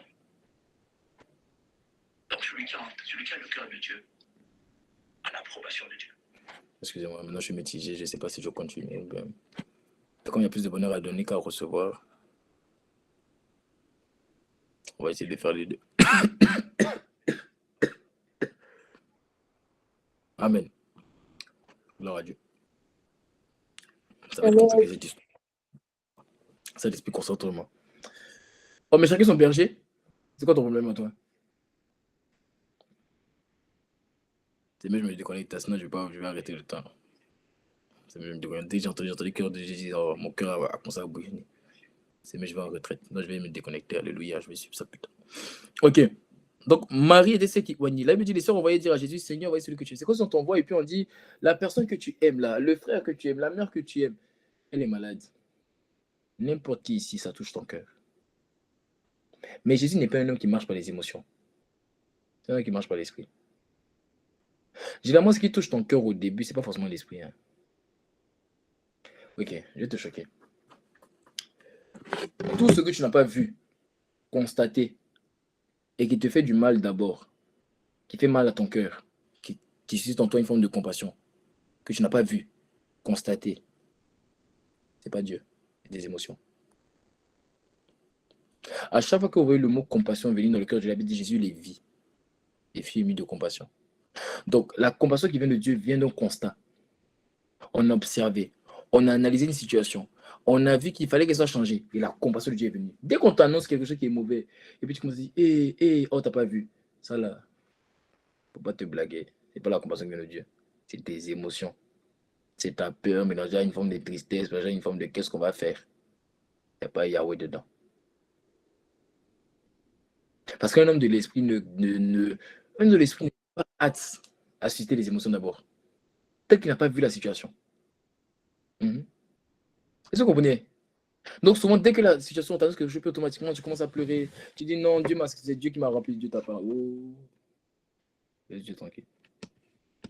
C'est pas Dieu qui t'a rempli. Elle me dit Jésus vit. Il filme de compassion. Ouais, je t'écoute. Attends, mais quand Jésus il a commencé à pleurer, il a commencé à pleurer après ou avant? Après, avant quoi? C'est après? C'est après? Et d'ailleurs, c'est quand il a vu, parce que c'est comme Marie s'est prosternée, il vit. Non, Jésus pleura quand il a vu le corps. Tu vois, Marie, il a frémi. Et après, il a vu. Donc la compassion était liée à quelque chose qu'il voyait. Vous voyez? Mais c'est écrit, hein, parce que de toute façon, lui a annoncé qu'il était malade. Le gars, il n'a pas bougé, quoi. Donc, il n'a même pas eu le temps de développer une compassion. La seule compassion s'est développée lorsqu'il était sur place et qu'il a vu quelque chose. Un homme de l'esprit ne développe pas une forme de tristesse, d'amertume tant qu'il n'a pas analysé quelque chose. Il n'a pas le temps. Il marche par l'esprit, non par les émotions. Il faut qu'on devienne des hommes de l'esprit. Quelles que soient les bonnes et les mauvaises nouvelles qu'on nous annonce. Tant que je n'ai pas vu, tant que je n'ai pas analysé en quoi est-ce que ça peut susciter en moi la joie ou le contraire. Je laisse mon âme être remplie de rien. S'émouvoir de rien. Amen. C'est important de devenir des hommes de l'esprit. Hein. Sinon, tes émotions vont être balancées à tout vent de nouvelles, on ne comprend pas, dès qu'on t'annonce ça, bam, ça, bam, non, il faut que ça change. Amen. Okay. Amen. Voici celui que tu aimes est malade. Après avoir entendu, Jésus dit, cette maladie n'est pas pour la mort. Automatiquement qu'il a entendu la mauvaise nouvelle, qu'est-ce qu'il a fait? Il a répondu. Ton point, c'est que tu entends la mauvaise nouvelle, tu la rumines, après tu réponds. C'est trop tard. La foi n'attend pas. La foi n'attend pas la peur avant de répondre. La foi annonce d'abord. Après, on ira prier. C'est ça la foi. Dès qu'il a entendu, il dit non, c'est pas pour la mort. Voilà. Sans savoir d'abord si Dieu voulait qu'il aille prier. Hein. Oh. Jésus avait compris la dimension complète de participer à la nature divine. Quand on dit participer, ça veut dire que Dieu fait plus je fais, on est participant. Les apôtres sont jusqu'à dire il a communié au Saint-Esprit et à nous. Ça veut dire que lorsque Jésus disait ici, Jésus était en train de marcher avec Dieu. Il était participant de la nature de Dieu. Et voici ce qu'il va dire. Il dit, quand il a entendu cela, il dit cette maladie était pour la mort. Il ne sait même pas si son associé, si son collaborateur, son partenaire, lui était d'accord avec ça. Lui, il a d'abord énoncé quel est son plan. Est-ce que vous comprenez? Il y a souvent des choses qui t'arrivent, c'est parce que tu ne dis pas quel est ton plan. C'est pas forcément dit que le plan de Dieu est forcément en accord avec le tien. Mais au moins, quand tu annonces la maladie, annonce la guérison. C'est pas tout le temps que Dieu permet la guérison. Mais au moins, quand tu annonce la guérison. Parce que de toute façon, tu participes avec Dieu. Tu peux bien aller très petit. Ah, collègue, associé, quand même. On va pas rester dans cette maladie. Donc, Jésus n'a pas attendu d'abord même de savoir quel son partenaire voulait faire. Il a annoncé quel était son plan. Il a énoncé. Voici ce que moi je pense de la situation. Voici comment il sera. Maintenant, on ira prier après pour s'arranger avec le partenaire. Amen. Cette maladie n'est pas pour la mort, mais pour la gloire de Dieu. Waouh. Elle n'est pas pour la mort, mais pour la gloire de Dieu. Amen. Afin que le Fils de Dieu soit glorifié par elle. Eh bien, or Jésus aimait Marthe et sa sœur. Or Jésus. En français, quand on dit or, moi j'ai fait le système anglais. Mais je sais que quand on dit or, Jésus aimait. Ça sous-entend que ce qui vient après ou ce qui est venu avant, c'est comme s'il n'aimait pas. N'est-ce pas? C'est comme si je te fais quelque chose, je te fais un truc, et puis après on dit, oh, il aimait bien. Donc ça sous-entend que ce que je t'ai fait, ou ce que je m'apprête à faire, c'est comme si ça contredit le fait que je t'aime. Vous voyez? Mais justement, c'est le verset 6 là qui est la contradiction. On dit, oh, Jésus aimait Marthe et sa sœur et Lazare. Mais quand il lui a appris que celui-ci était malade, il restait encore 2 jours à l'endroit où il était. Comme s'il les aimait pas. Or, c'est comme s'il les aimait pas. Il n'a pas bougé. Il est resté à l'endroit. Tu dis, tu les aimes. Mais on t'annonce qu'ils sont malades, tu ne bouges pas. On dit, oh, il les aimait. C'était sincère, mais il n'a quand même pas bougé. Parce qu'il n'est pas un homme des émotions. C'est un homme de l'esprit. Il ne marchait pas sur la base de j'aime les gens. Il marchait sur la base de est-ce que Dieu m'envoie. Il y a beaucoup d'actions que tu poses parce que tu aimes les gens. La question c'est est-ce que Dieu t'a envoyé. Maintenant, entre celui qu'on appelle l'amour de Dieu en personne, agapé, et puis toi, tes amis que tu aimes, qui aime plus? C'est lui qui aime plus. Mais malgré l'amour qu'il avait, et malgré la pureté de cet amour, il n'a pas bougé. Il a attendu de savoir est-ce qu'il avait le go pour bouger. Et puis il dit, oh, il l'aimait. Il l'aimait, oh, il l'aimait. Et puis ici, Jésus n'aimait pas seulement. Regarde bien. Regarde bien. Jésus ici n'aimait pas seulement Lazare. Il aimait 3 personnes. Ça veut dire qu'il avait 3 raisons d'aller bouger. Au moins, même s'il ne bougeait pas à cause de Lazare, il aurait pu bouger à cause de Marthe. Et même s'il ne bougeait pas à cause de Marthe, il aurait pu bouger à cause de Marie. Maintenant, je vais t'expliquer. Écoute-moi bien parce que je viens de l'entendre. Quelles étaient les 3 raisons qui pouvaient pousser Jésus à bouger? La première raison, c'était Lazare. Lazare, c'est le cas à régler. Ça veut dire qu'une des premières raisons qui peut pousser Jésus à venir vers toi, c'est parce qu'il y a un cas à régler. Deuxième des raisons, c'est Marthe. Marthe, c'est que c'est celle qui servait Jésus. Ça veut dire deuxième chose qui pouvait motiver Jésus à venir, c'était le fait que tu le sers. Tu es son serviteur, tu es sa servante. Troisième des choses, c'est Marie. Marie, c'était l'adoratrice. Troisième chose qui pouvait pousser Jésus à venir, c'était l'intimité, l'adoration. Mais malgré le fait qu'il y avait l'adoration, le service, il y a un problème à régler. Jésus n'est pas allé. Aucune de ces 3 raisons est partie. Et souvent, c'est comme ça que Dieu opère, tu ne comprends pas. Dieu sait que tu l'adores. Dieu sait qu'il y a le serve, tu le sers. Dieu sait qu'il y a un cas à régler. Mais tu vois que Dieu ne vient pas. Tu vois quand même que Dieu ne s'approche pas. Tu te poses la question, tu dis, mais Seigneur, pourquoi est-ce que tu ne viens pas? Il y a 3 bonnes raisons. Regardez, on est d'accord, non? Il y a 3 bonnes raisons de venir. Il y a un cas grave, c'est le cas de Lazare. Il y a l'adoration, c'est le cas de Marie. Il y a le service, Seigneur. Voici 3 bonnes occasions pour toi d'atterrir dans ma vie, de changer ma vie. Dieu n'a quand même pas bougé, n'a quand même pas bougé. Et la Bible dit, or, il l'aimait. Ça veut dire, Dieu aime ton service. Il aime ton adoration. Et il aime prendre soin de toi. Il aime te sauver. Cependant, la Bible dit que il est resté encore 2 jours à l'endroit où il était. Il est resté à l'endroit où il était. Alors moi, ma question, c'est que quand tu entends qu'on te dit, bon, tu es resté encore 2 jours, et je vous ai expliqué dimanche par révélation que quand on dit qu'il est resté à l'endroit où il était, en fait, il est resté à l'endroit où il avait reçu l'Esprit. Jean 10, regarde le verset 40. Là, il dit Jésus s'en alla de nouveau au-delà du Jourdain, à l'endroit où Jean avait d'abord baptisé, et il y demeura. Donc voici quelqu'un qui était reparti à la source. C'est comme si chaque année, il décidait qu'il allait repartir un peu là où voilà, il avait reçu l'Esprit pour voir un peu, tu vois, non, aller prier là-bas, tu vois. Peut-être c'était son lieu de retrait, je ne sais pas. Mais regardez par vous-même. Oh, Jésus aimait Marthe. Et quand il a appris, il est resté à l'endroit où il avait reçu l'Esprit. Il est resté à l'endroit où il avait reçu l'Esprit. 2 jours à l'endroit où il était. Maintenant, regardez le verset 7. Bon, tu as fini de rester. On peut s'entendre que tu as reçu l'Esprit. N'est-ce pas le temps d'aller agir? Et il dit, puis il dit aux disciples, retournons en Judée.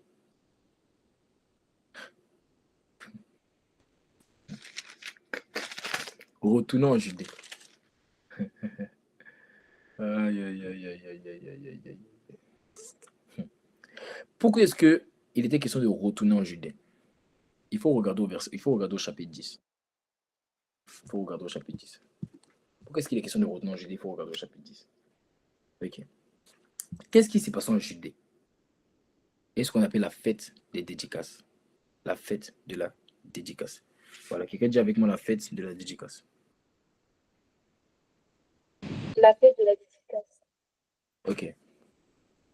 Donc, La fête de la dédicace, selon Jean 10, selon Jean 10, au verset 22, là, il me dit, on célébrait à Jérusalem la fête de la dédicace. C'était l'hiver. Donc, il y avait ce qu'on appelle la fête de la dédicace. La fête de la dédicace, c'était une fête qui arrivait chaque année, en fait, aux environs de décembre. Ok, c'était le 9e mois, aux environs de décembre, où en fait, on fêtait le fait que le temple avait été purifié à nouveau.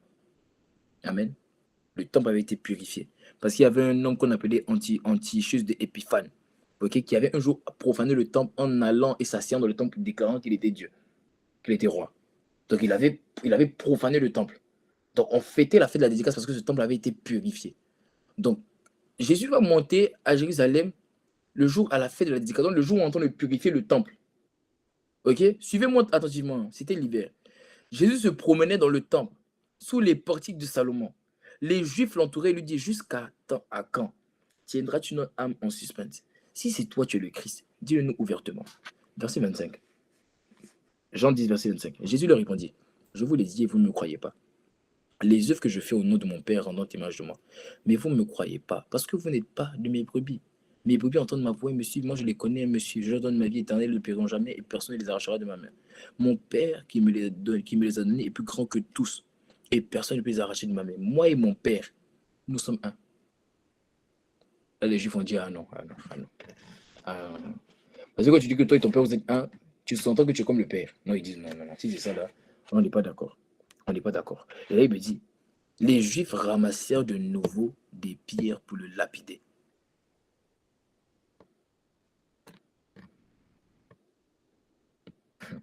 Suis-moi seulement.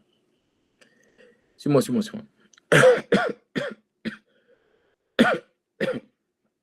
Ok. Jésus reprit et leur dit, je vous ai fait voir beaucoup de bonnes œuvres venant du Père. Pour lequel de ces œuvres me lapidez-vous? Ok, on continue. Les Juifs lui répondirent, ce n'est pas pour une œuvre bonne que nous te lapidons, mais pour un blasphème. Parce que toi qui es un homme, tu te fais Dieu. Est-ce que vous comprenez maintenant? Parce que je lui explique que la fête de la dédicace était une en train de purifier le temple parce qu'un homme un jour s'était fait Dieu. Et c'est le jour de cette dédicace que Jésus vient et puis dit, je suis un avec le Dieu que vous pensez être en train de purifier. En soi, cette fête-là, il est question de moi. Donc ils vont lui dire en fait, on te lapide, pas parce que tu as fait quelque chose de mauvais. On te lapide parce que tu es en train de manifester les mêmes œuvres que Antioche d'Épiphane avait fait il y a quelques années. Tu viens dans le temple devant nous et tu viens nous dire que tu es Dieu. Est-ce que vous comprenez? Jésus leur répondit, n'est-il pas écrit dans votre loi? J'ai dit, vous êtes des dieux. Si elle a appelé Dieu ceux à qui la parole a été adressée, et l'écriture ne peut abonner à celui que le Père a sanctifié et envoyé dans le monde, vous dites, tu blasphèmes, parce que j'ai dit, je suis le Fils de Dieu. Si je ne fais pas les œuvres de mon Père, ne me croyez pas. Mais si je fais, quand même vous ne me croyez pas à ces œuvres, afin de savoir et de reconnaître que le Père est en moi et moi dans le Père. Là, il me dit, il cherchait encore à l'arrêter, mais il s'échappa de leurs mains. On est ensemble? Il cherchait encore à l'arrêter, mais il est dans les mains. Jésus s'en alla de nouveau au-delà du Jourdain, à l'endroit, etc., etc. Verset 41, beaucoup de gens vinrent lui dire, et disaient, Jean n'a fait aucun miracle, mais tout ce que Jean a dit de cet homme était vrai. Et là, beaucoup crurent en lui. Maintenant, regardez. On repart maintenant dans Jean 11 au verset 8. On repart encore dans Jean 11 au verset 8. Amen. Regardez. Et au verset 7 plutôt. Puis il dit aux disciples, retournons en Judée. Judée, c'était l'endroit où on voulait le lapider 2 fois. Donc Jésus, Lazare est en train de mourir. Mais Jésus n'est pas un homme émotionnel, c'est un homme de l'esprit. Donc quand il va chercher Dieu pour savoir, Seigneur, on fait quoi de Lazare? Il a pu dire, or, Jésus aimait Lazare. Donc on sait que quand il est resté 2 jours, à l'endroit où il était, c'est-à-dire à l'endroit où il avait reçu l'esprit. Donc on sait qu'il était là-bas en communion avec le Saint-Esprit. Donc s'il aimait Lazare, donc il va intercéder pour Lazare. Mais regardez, Dieu ne va pas lui dire, va vers Lazare. Dieu va lui dire, repars dans la mission. Pourquoi tu quitté la mission? Pourquoi tu fuis la mission? Il dit, retourne en Judée. On voulait te lapider, mais repars là-bas. En soi, si tu comprendras qu'il y a des résurrections qui t'arrivent dans ta vie quand tu vas décider de repartir dans la mission que Dieu t'a confiée. Jésus était un homme spirituel. Son ami est en train de mourir. Et je t'explique qu'il avait 3 raisons d'aller. Jésus avait 3 raisons d'aller chez Lazare. 3. Il y avait Lazare parce que c'était un cas à régler. C'était un cas grave. 3 raisons d'aller. Deuxième cas, c'est le cas Marthe. Marthe était la deuxième raison. Marthe le servait. Marthe s'est elle a dit, mais Jésus, ne dis-tu pas à ma soeur Marie de venir m'aider dans les tâches ménagères? Non, Marthe, c'était le service. Et Marie, c'était l'adoration. 3 raisons pour Jésus d'aller guérir, d'aller ressusciter Lazare. Il y a un cas grave. Ce sont des gens qui le servent, ce sont des gens qui l'adorent. Mais malgré les 3 raisons, il n'est pas allé. C'est un homme de l'esprit. Et il attendait de savoir qu'est-ce que Dieu dit. Qu'est-ce que Dieu dit d'abord? Et Dieu lui a dit, repars dans la mission. Ils sont ensemble.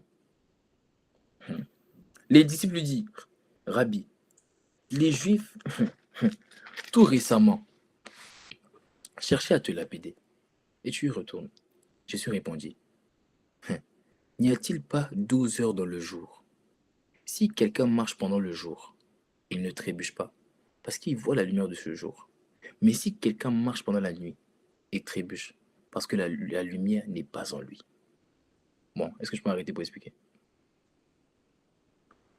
Jésus dit il y a 12 heures dans un jour, il y a 12 heures, il y a 12 heures de jour, il y a 12 heures de nuit dans un jour. Ok. Typiquement parlant, quand on parle de jour, on ne parle pas de 24, on parle de saison. Donc Jésus voulait t'expliquer ici que dans chaque saison, il y a 2 saisons, 2 mini-saisons, 2 sous-saisons. Il y a la saison du jour, c'est la saison des œuvres de Dieu. Ok. Et il y a la saison de la nuit, c'est la saison du diable. Est-ce que tu sais que dans chaque saison, il y a la saison du diable? C'est Dieu même qui a fait des choses ainsi. Oh, tu n'as pas lu Genèse, hein? Eh bien, dit, il y a un jour, il y a un matin, il y a une nuit, il y a un soir, et ce fut un jour. Donc Dieu a fait en sorte que dans chaque saison, il y a un temps où le diable peut opérer. C'est Dieu qui a fait les choses ainsi. Dieu a fait en sorte que dans chaque... Arrête de... C'est quel chrétien on vous explique, on vous a dit non, dans chaque saison, c'est Dieu qui opère. C'est faux, hein. Il y a toujours un temps. C'est écrit même dans l'Apocalypse. La Bible dit qu'il viendra un temps où ça sera... Le diable sait qu'il a peu de temps. C'est pas ça qu'il est écrit de lui. Donc dans chaque saison, il y a un temps où il est propre au diable pour opérer. Maintenant, Jésus t'explique un principe. Il te dit que tu ne peux pas empêcher la saison de Satan. Cependant, assure-toi que la lumière soit trouvée en toi. Donc Jésus savait ici, regarde bien, il dit, n'y a-t-il pas 12 heures dans le jour? Si quelqu'un marche pendant le jour, il ne trébuche pas. C'est-à-dire que pendant plusieurs fois où il avait prêché l'évangile, il était dans la saison du jour. Donc, en fait, les personnes, même quand il leur prêchait l'évangile, c'est comme si les gars pouvaient même pas, ils pouvaient rien faire à Jésus, parce que c'était la saison du jour. C'est pour ça que le gars peut venir dans le temple, il est seul, et puis il renverse des tables. Moi, je me dis, mais attends, il était costaud comment? Il ne sait pas qu'il était costaud. Quand il est venu la renverser, il a dit, le zèle de sa maison me dévore. C'est parce qu'il était dans la saison du jour. C'est-à-dire que le diable, même s'il voulait agir, il ne peut pas agir parce qu'il y avait la main de Dieu sur lui, il y avait la lumière, c'était la saison de Dieu. Donc tout ce que les ténèbres peuvent faire, ils ne peuvent pas. Mais il y avait une autre saison que Jésus a annoncée. Il dit c'est la saison de la nuit. Il dit cette saison-là, c'est la saison où c'est la saison du diable. Donc c'est normal que les gens cherchent à me lapider.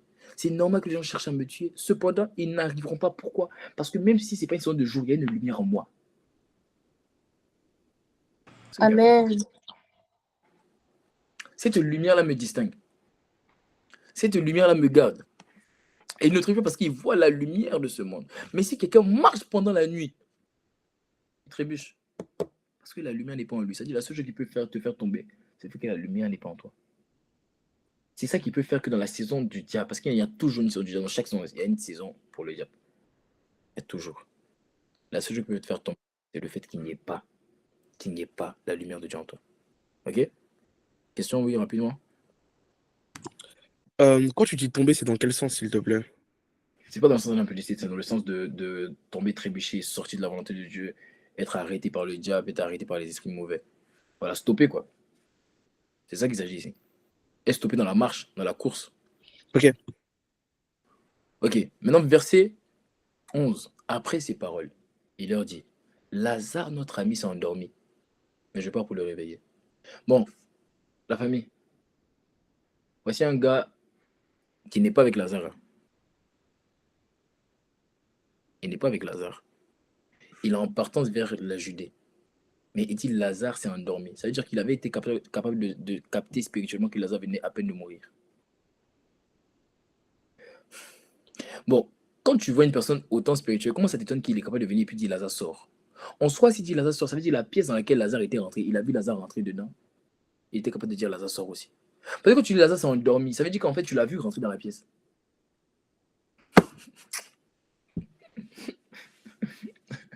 Il a vu Lazare rentrer dans la pièce en question. Donc, comment on peut être en train de marcher? Donc, ce jour-là, je l'imagine, ils étaient en train de marcher avec Jésus. Puis, en même temps, il a dit, ah, les gars, là, Lazare s'est endormi. C'est-à-dire, il a vu Lazare rentrer dans la pièce. Donc, Lazare, en fait, voilà pourquoi il était pas pressé d'aller prier, parce qu'il savait dans quelle pièce Lazare devait rentrer ou sortir. Donc, il a vu Lazare. Il dit, ah, t'es ici. Ok, bon, il faut que j'aille te réveiller. Dans la Bible, il dit, Lazare, notre ami, s'est endormi. Mais je pars pour le réveiller. Il dit, Lazare, notre ami, s'est endormi, je pars pour le réveiller. Les disciples lui dirent, Seigneur, s'il s'est endormi, il sera sauvé. Il dit à Dieu, vous ne comprenez pas. Ah, c'est des termes pour les gens spirituels. Comment ça, s'ils sont endormis, il sera sauvé? Eux, ils pensaient qu'il avait juste fait un malaise. C'est pas un malaise. Ils n'avaient pas compris. Ce n'est pas des gens spirituels. Ils n'avaient pas compris. Ils n'avaient pas compris qu'un homme spirituel ne dit jamais ce qu'il est, même quand c'est. Il dit ce qu'il veut voir et c'est ce qui sera. Jésus savait que Lazare était mort, mais il n'a pas dit que tu es mort parce qu'un homme spirituel ne dit jamais ce qu'il est. Il dit ce qu'il veut voir et c'est ça qui sera. Moi, je lui ai dit, il s'est endormi parce que s'il s'est endormi, on peut le réveiller. S'il est mort, on ne peut pas le faire. En soi, Jésus ne voulait pas ressusciter, Jésus voulait réveiller quelqu'un. Si Jésus voulait ressusciter, il a dit Lazare est mort. Il n'a pas dit Lazare est mort, il dit Lazare dort. Parce que Jésus ne voulait pas ressusciter, il voulait réveiller quelqu'un.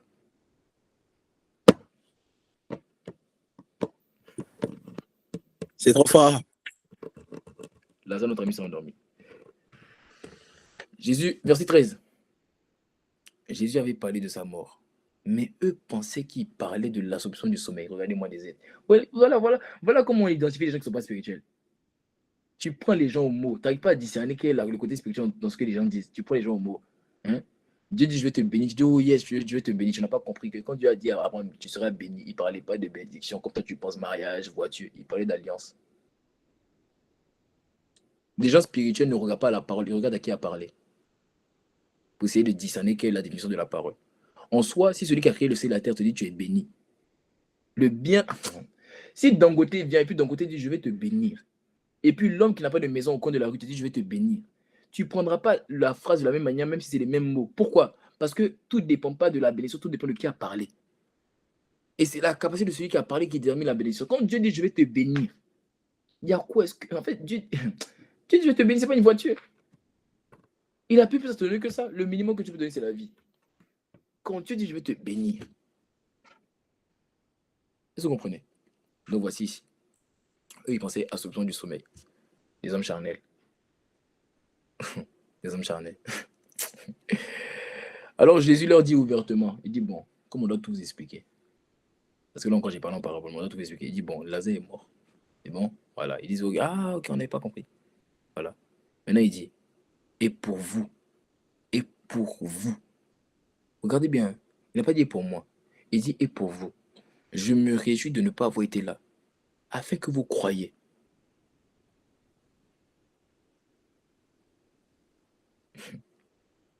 Il dit, mais allons vers lui. Vous savez ce qu'il est en train de lui dire? Il dit, je me réjouis de ne pas avoir été là, afin que vous croyiez. Pourquoi? Parce qu'ils avaient déjà vu des miracles, ils avaient déjà vu des miracles, ils avaient déjà vu des guérisons, mais ils ne croyaient pas. Donc Jésus est en train de leur dire qu'en fait, si j'étais là-bas, il n'allait jamais arriver au stade de la mort, parce que je transporte la vie. On appelle la résurrection. Si je suis dans la même pièce que Lazare, Lazare ne va pas mourir. Il va forcément guérir. Mais le problème, c'est que s'il guérit, vous n'allez pas croire, parce que vous avez déjà vu des guérisons, mais vous ne croyez toujours pas. Donc, il fallait qu'il meure. Il faut qu'il meure. Il ne faut pas qu'il soit malade. Parce que vous ne croyez pas. Vous avez déjà vu des guérisons, vous ne croyez toujours pas. Thomas, je ne sais pas si c'est Thomas qui il est venu dire à Jésus, est-ce que tu peux faire un miracle? Et Jésus a dit, tu as vu, il y a longtemps qu'on est ensemble. Tu ne m'as toujours pas connu. Tu vois? Non, Jésus savait. D'ailleurs, même regardez, hein, il va dire quoi? Il dit, cette maladie n'est pas pour la mort. Mais c'est pour la gloire de Dieu. Il dit quoi? Afin que le Fils de Dieu soit glorifié par elle. Mais Jésus, ce n'est pas la première maladie que tu as guérie. Pourquoi est-ce que celle-ci particulièrement, c'est pour que tu sois glorifié? Parce que les autres, là, les gens n'y croient pas. Ils ont les yeux pour voir, mais ils ne voient pas. Mais ça, il ne fallait pas qu'il aille. Parce que si Lazare, on le guérissait, les gens n'allaient quand même pas croire. Mais s'il mourait pour ressusciter, ils allaient croire. Donc Jésus l'a laissé mourir. 4 jours. Mais ils allaient croire en quoi? Telle est la question. Ils allaient croire en quoi? Jésus leur a dit quoi dans Jean 10, au verset 36? Il dit, mais si je ne fais pas les yeux de mon Père, vous ne me croyez pas. Il dit, mais si je le fais, quand même, vous ne me croyez pas. Il dit, croyez au moins à mes œuvres. Au moins, si vous ne voulez pas croire à mes paroles, croyez à mes œuvres. Donc, la résurrection de Lazare, en fait, était, si tu veux, en fait, c'était la prédication pratique de tout ce que Jésus avait dit, le théorique, dans Jean 10. Il dit, je dis que je suis le Fils de Dieu, que je suis un avec celui qui est capable de ressusciter les morts. Vous ne me croyez pas. Il dit, ok, comme vous ne me croyez pas, je vais prouver de manière pratique ce que j'ai expliqué dans Jean 10, de manière théorique. Voilà pourquoi il finit Jean 10 sans leur expliquer. Il dit, mais croyez au moins à mes œuvres. Parce que j'ai beau parler, vous ne me croyez pas. Non, croyez au moins à mes œuvres. Donc je vais manifester, je m'apprête à manifester une dimension d'œuvre là. Quand vous allez voir, vous êtes obligé de croire que moi et le Père nous sommes un. Est-ce qu'on peut aller? Parce que là, je ne suis même pas rentrer dans la résurrection. Pour t'expliquer que la résurrection s'opère par les vibrations. Parce que Jésus ne l'a pas touché, il a parlé. Comment une personne qui est morte, qui n'a plus d'oreille, peut entendre? En soi, il n'était pas mort. Et tu vois, ça, on n'est pas encore arrivé là-haut que je t'explique. Que la résurrection s'obtient par des vibrations. Des vibrations. Moi, j'ai pas. Bref, on va aller doucement, ok? Est-ce qu'on est ensemble? Alors Jésus lui dit ouvertement, Lazare est mort. Et pour vous, je me réjouis de ne pas avoir été là. Mais allons vers lui. Sur ce, Thomas, appelé Didyme, ok? Qui signifie en grec, ça voulait dire jumeau. Amen. Dit aux autres disciples, allons-nous aussi, afin de mourir avec lui. Regarde-moi un gars comme ça. Il fallait le traiter d'idiot.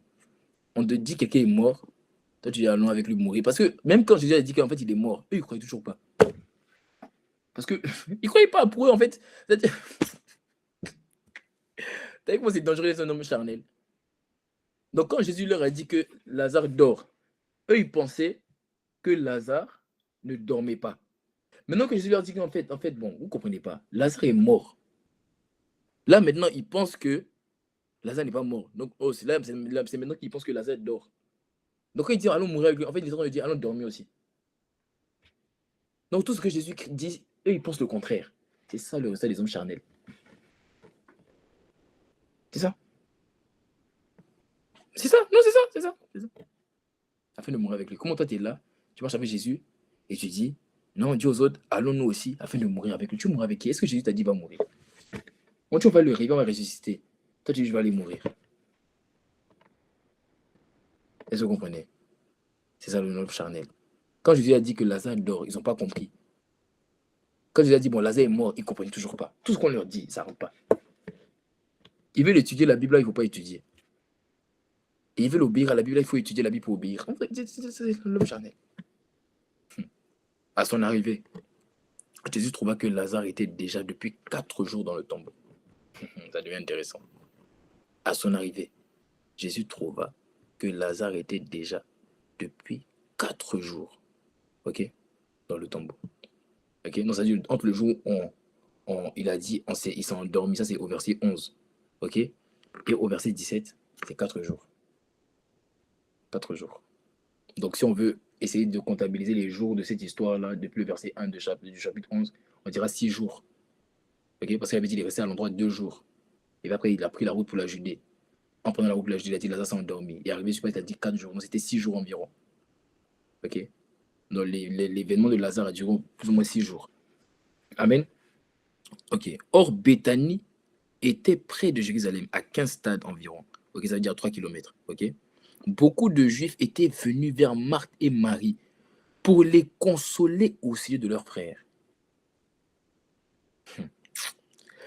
Peut-être la semaine prochaine, dans 2 semaines, je te parlerai de 12 paramètres à prendre en compte pour ressusciter un mort. Je vais t'enseigner comment ressusciter un mort. Je ne vais pas t'enseigner. Tu sais, les gens ne peuvent pas dire comme ça enregistré. 12 paramètres. Un des paramètres, c'est d'enlever des gens qui font que consoler pour consoler. Ce qu'ils font, c'est qu'ils pompent la foi de la personne qui est censée demander la résurrection. Qui a demandé la résurrection? C'est pas Lazare, Lazare était mort. Comment tu vas demander la résurrection si c'était mort? C'est Marie qui a demandé. C'est Marie et Marthe qui ont demandé la résurrection. Parce que c'est elle qu'on fait appel à Jésus. Les gens qui consolent tout le temps, ils viennent te consoler en mot, c'est pas grave, ça va passer, ça va passer. Non, c'est pas ça va passer, ça va s'arrêter aujourd'hui, il va revenir à la vie. Un des paramètres, il y en a 12, je n'ai pas le temps de t'expliquer. Pour ressusciter un mort, un des paramètres, c'est de faire en sorte que les gens qui consolent, consoler, mais tu vois, les consolations, on va tourner la page, on dit non, passe à autre chose là. Il faut les enlever, il faut les enlever. Les enlever. Et là, il me dit, il venait de Jérusalem. Ensuite, tu étudies Acte 1, verset 28 de Jérusalem, c'était quoi? C'était la notion de la famille. Donc, c'est l'entourage, c'est les proches. Généralement, ceux qui consolent pour consoler, c'est les proches. Ceux-là, il faut les enlever. Voilà. Bon, il y a plusieurs paramètres, parce que même c'est même pas tout le monde qui est éligible à une résurrection en cas de mort. Je n'ai pas le temps d'expliquer. Mais il y a différentes choses aussi à regarder. Est-ce que la personne servait Dieu? Est-ce que la personne aimait Dieu? Or, Jésus aima Lazare. Amen. Donc, c'est pas n'importe qui peut ressusciter parce qu'il dit non. Il y a une certaine affection que Jésus a pour toi. Et pour que tu expliques cette affection, il faut qu'on étudie la vie de Lazare. Pas à sa mort, il faut qu'on étudie sa vie de Lazare dans sa vie. Pour que je t'enseigne ça, mais je n'ai pas le temps, ok? Amen. Oh, Béthanie était près de Jérusalem. Beaucoup de Juifs étaient venus vers Marthe et Marie pour les consoler au sujet. Lorsque Marthe a appris que Jésus arrivait, elle alla à sa rencontre. Elle n'a pas attendu qu'il soit là. Hein. Elle a appris qu'il arrivait là. Tandis que Marie restait assise à la maison. Regardez maintenant. Il y a eu changement de rôle. Dans le premier, un des cas, un jour, on nous avait dit que c'était Marthe qui était dans la maison. Et puis Marie était avec Jésus. La mort de Lazare, maintenant, c'est Marie qui est à la maison. C'est moi qui va vers Jésus. Et la mort. Et quand la mort, ça change les cœurs. Alléluia. Marthe dit à Jésus, Seigneur, si tu eusses été ici, ça c'est quel français ça encore? Si tu eusses été ici. Si tu eusses été ici, il fallait juste dire si tu étais ici. Si tu eusses été ici. Mon frère ne serait pas mort. Si tu eusses été ici, mon frère ne serait pas mort. Donc, elle est en train de confirmer ce que Jésus expliquait au verset quoi? Au verset 15, où il a dit, et pour vous, je me réjouis de ne pas avoir été là, afin que vous croyiez. Parce que Jésus même savait que si j'étais là, Lazare ne peut pas mourir. C'est-à-dire, même si je n'ai pas envie de prier pour Lazare, ma simple présence dans la pièce fait que Lazare... En fait, quand tu vois qu'on t'a donné quelque chose et quelque chose meurt dans ta main, tu n'as pas compris qui tu es. Voilà pourquoi j'ai pris une heure de temps pour t'expliquer que la résurrection, ce n'est pas le système mort, c'est la puissance de Dieu qui habite en toi, qui agit en toi, qui fait en sorte que tous... En fait, il n'y a rien qui peut mourir autour de toi, en toi, avec toi. Parce qu'il y a une puissance en toi. Là, il me dit, vous savez comment Jésus-Christ a été ressuscité d'entre les morts? Comment il se fait ressusciter Jésus? Non, c'est une puissance qui habite en toi. C'est ce qu'on appelle la puissance de la résurrection. Paul dit, afin que je te connaîtrai la puissance de ta résurrection. Ok, c'est une puissance qui agit en toi, elle est en toi. C'est pas... On va déjà parler une heure dessus, je ne vais pas revenir dessus. Mais c'est pas ressusciter un mort, c'est pas imposer les mêmes personnes et revenir à la vie. C'est plus fort que ça. C'est une puissance qui agit en toi. Voilà pourquoi Jésus va parler dans Matthieu 22 et il dit, vous ne comprenez ni les Écritures ni la puissance de Dieu. Il dit, en ce qui concerne la résurrection, ne savez pas que Dieu a dit, je suis le Dieu d'Isaac, d'Abraham et de Jacob, le Dieu d'Abraham, d'Isaac et de Jacob. Donc Dieu n'est pas le Dieu des morts, mais le Dieu des vivants. Mais qu'est-ce qui fait que tu es vivant? Qu'est-ce qui fait que tu es un avec Dieu? C'est la puissance de la résurrection qui te connecte avec lui. C'est une puissance qui habite en toi. C'est cette puissance-là qui allait agir si Jésus était là, qui fait en sorte que même si Lazare est malade, juste la fin de Jésus, en fait, il ne pouvait pas mourir.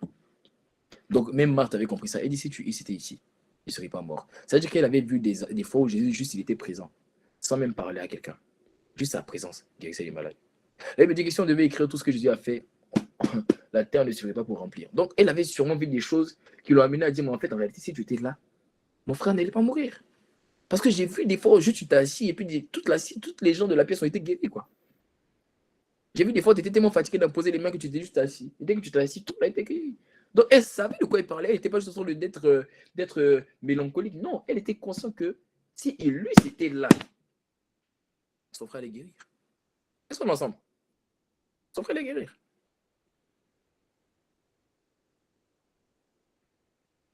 Ok.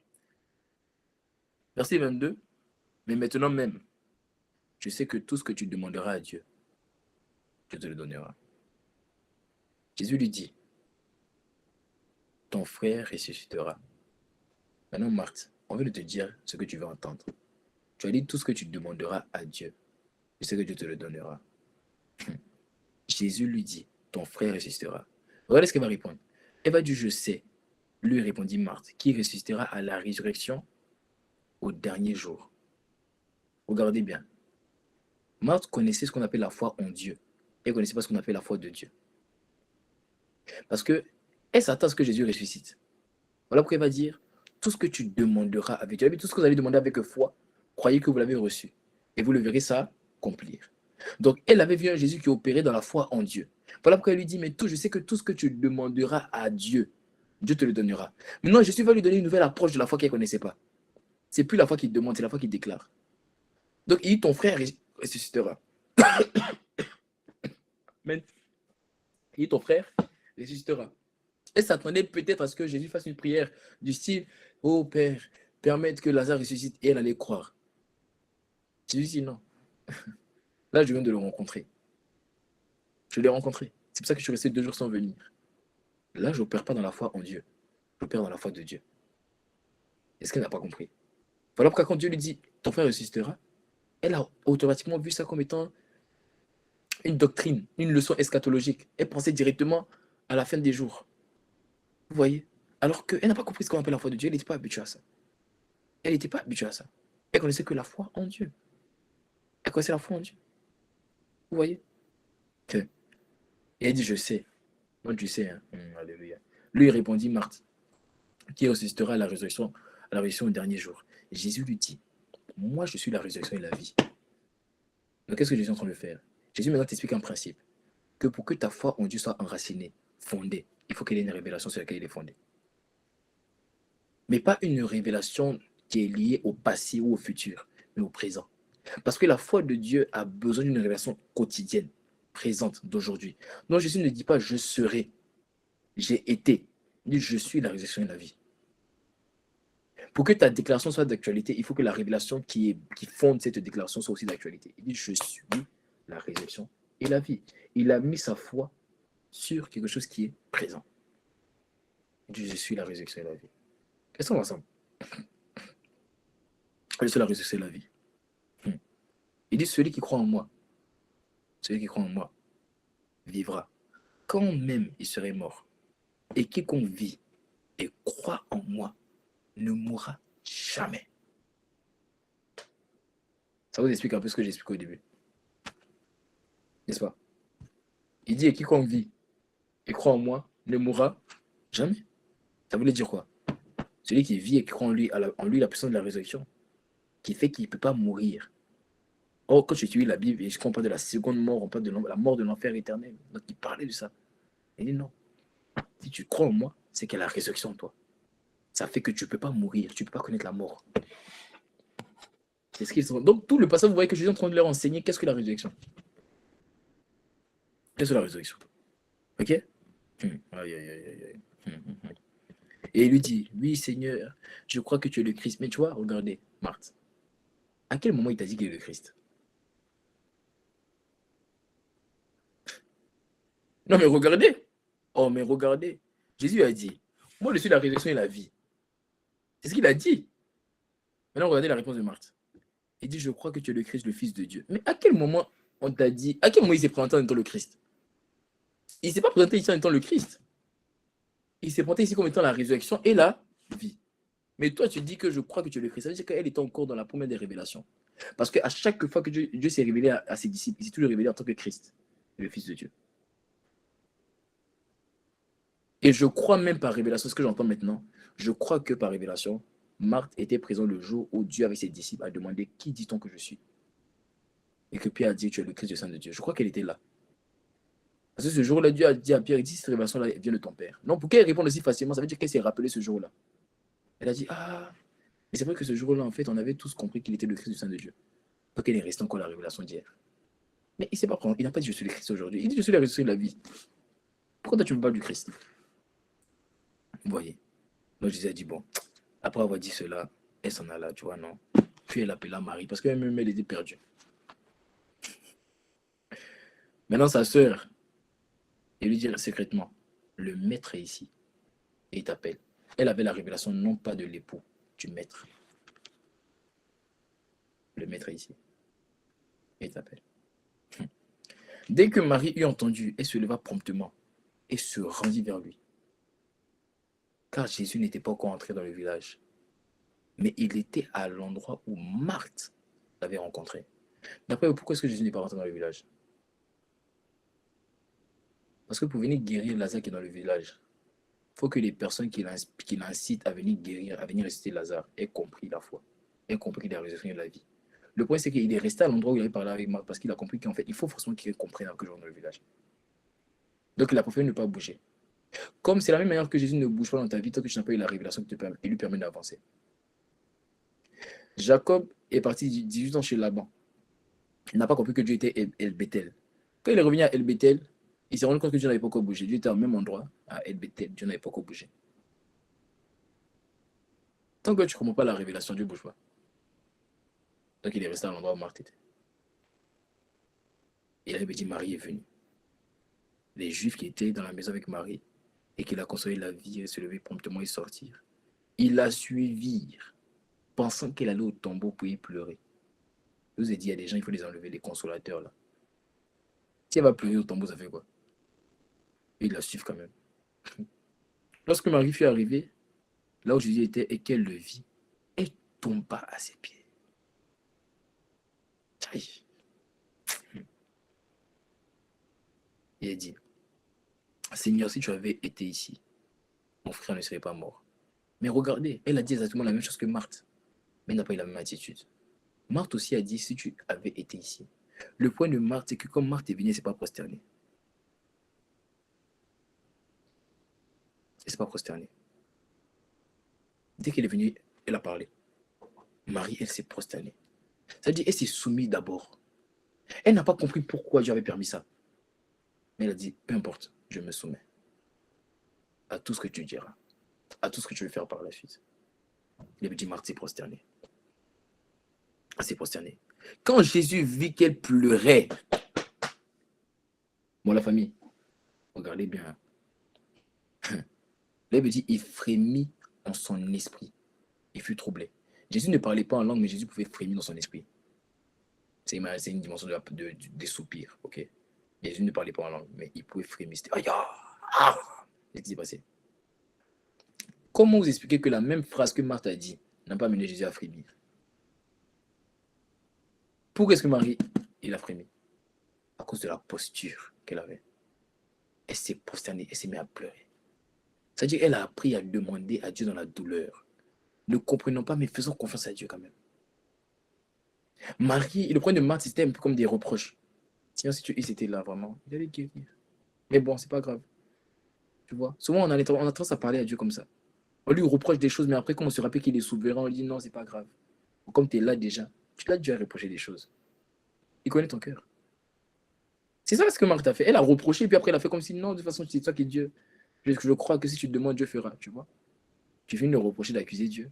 Et tu essaies de prendre une posture parce que tu te rends compte qu'en fait, tu n'as pas honoré Dieu comme il fallait. Et Marie n'a pas cherché à faire ça. Elle s'est prosternée d'abord. Elle s'est prosternée. Elle s'est prosternée, elle s'est mise à pleurer.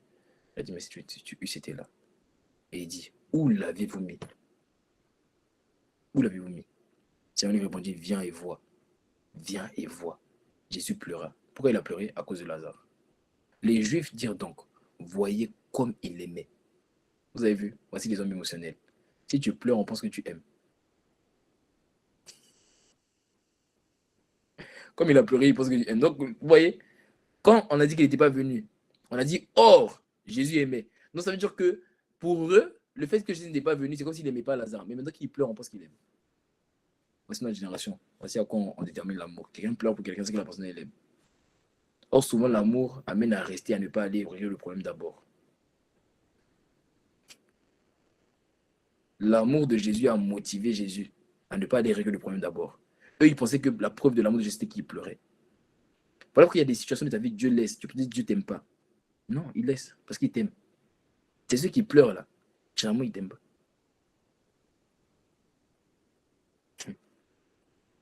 Là, il me dit, vous voyez comment il aimait.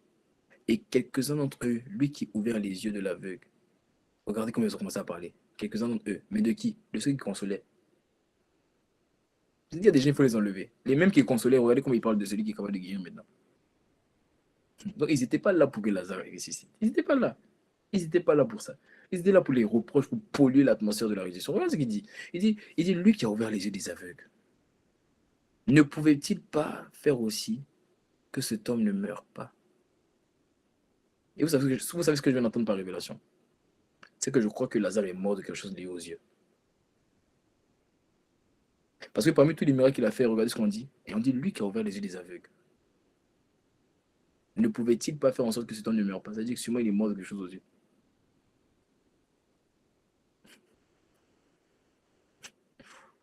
Bon, moi, quand je lis la Bible, c'est comme ça, moi, j'entends et puis je dis. Parce que c'est ça. On aurait pu citer d'autres maladies, on cite la cécité. Vous voyez?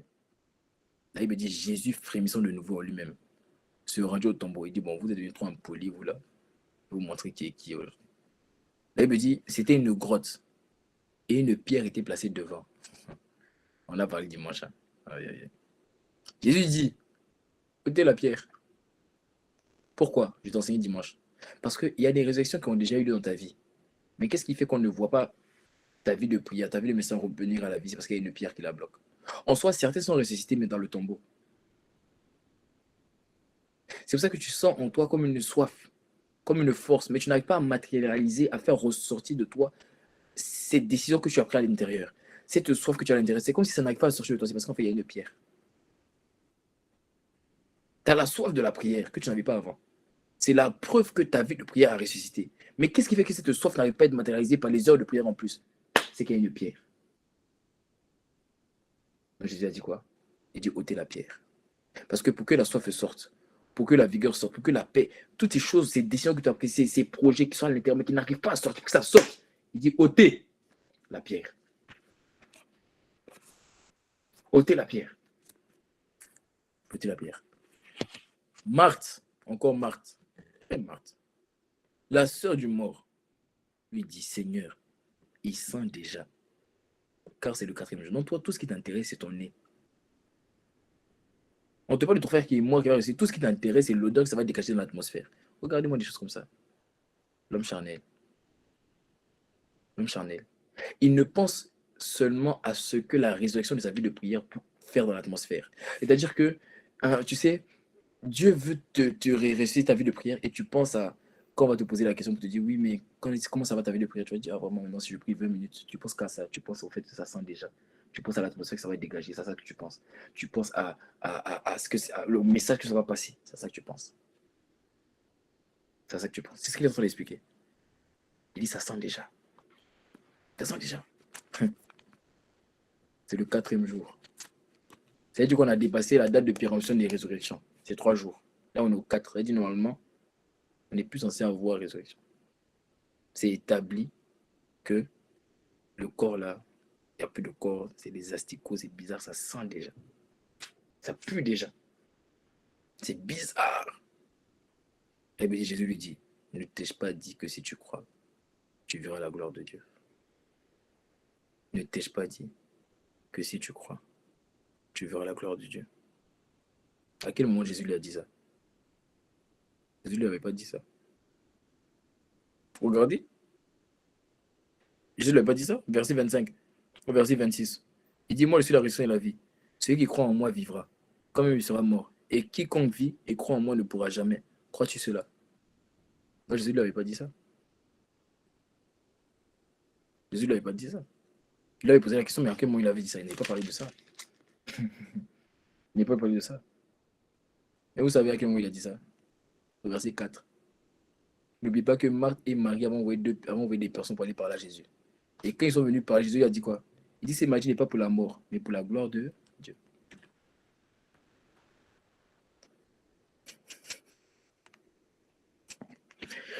Afin que le Fils de Dieu soit glorifié par elle.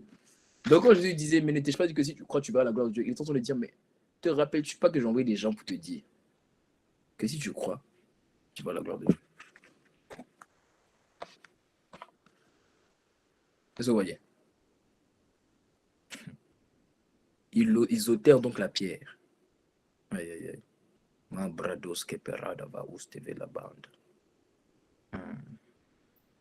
Jésus leva les yeux en haut. Il leva les yeux en haut et dit, Père, je te rends grâce. Il leva les yeux en haut. Et il dit, gardez vos regards fixés vers l'auteur et le consommateur de votre foi. Le Père était l'auteur et le consommateur de la foi de Jésus. Jésus est le notre auteur et notre consommateur de notre foi. Et puis il leva les yeux. Il dit, Père, je te rends grâce de ce que tu m'as exaucé. Ça veut dire que ce qu'on s'apprête à faire c'est pas maintenant qu'on va le traiter. On l'a déjà traité. Mais, donc pourquoi est-ce que Jésus rend grâce alors? Donc pourquoi est-ce que Jésus implique le Père? Parce qu'il y avait un principe. Avant toute chose, rendez grâce. C'est Paul qui t'explique le principe.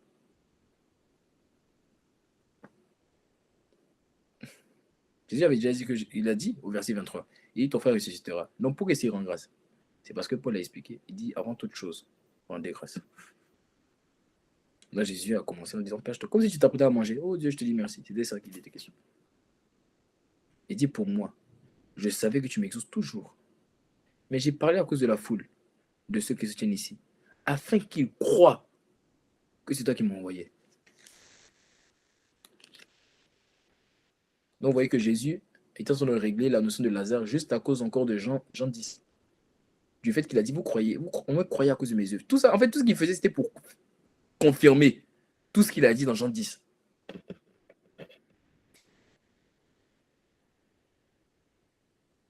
Oh, la Bible dit, oh, Jésus aimait Lazare. Donc, même la raison de Lazare n'a pas été faite parce que Jésus aimait Lazare.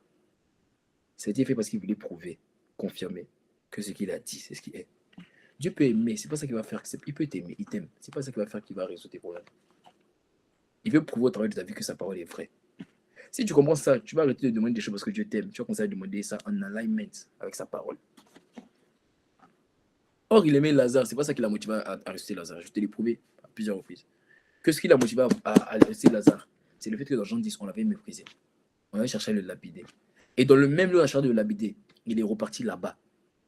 C'est la petite retourné en Judée. C'est là-bas qu'il est en train de ressusciter Lazare. Donc, c'est dans le lieu où on l'a lapidé, où il est en train de maintenant démontrer pratiquement, avec des œuvres, que ce qu'il a dit, c'est ce qui est.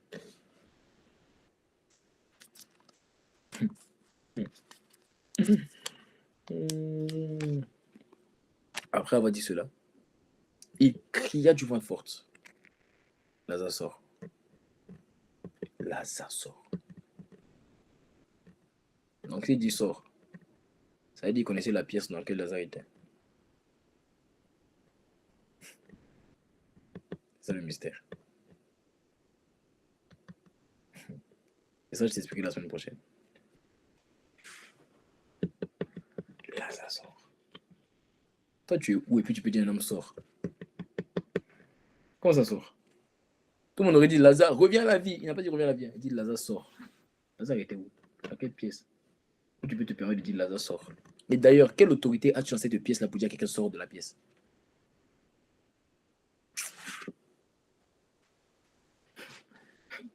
Quelle autorité as-tu dans cette pièce-là?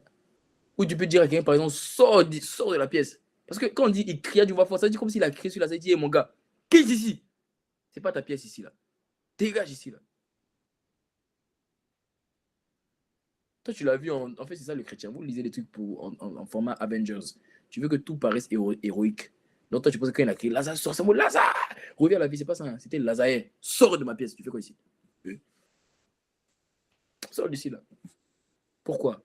Alors, tu te posais la question, mais quelle autorité il avait? Jésus t'a expliqué. Il ne t'a pas dit je ressuscite. Il dit je suis la résurrection et la vie. Donc, Lazare est venu dans une pièce où j'ai pris la position de la résurrection pour lui dire Lazare, je dis sors de la mort. Maintenant, pourquoi est-ce que je t'explique ça? Parce que je t'ai expliqué que la toute-puissance de Dieu, pourquoi on appelle la résurrection la toute-puissance de Dieu? Parce que Dieu a mis cette toute-puissance dans son ennemi, qui est la mort. Donc, c'est dans la mort que la résurrection peut agir. Donc, Dieu s'est tenu dans la mort. Il a dit Lazare, je suis la résurrection qui se tient dans la mort. Sors d'ici.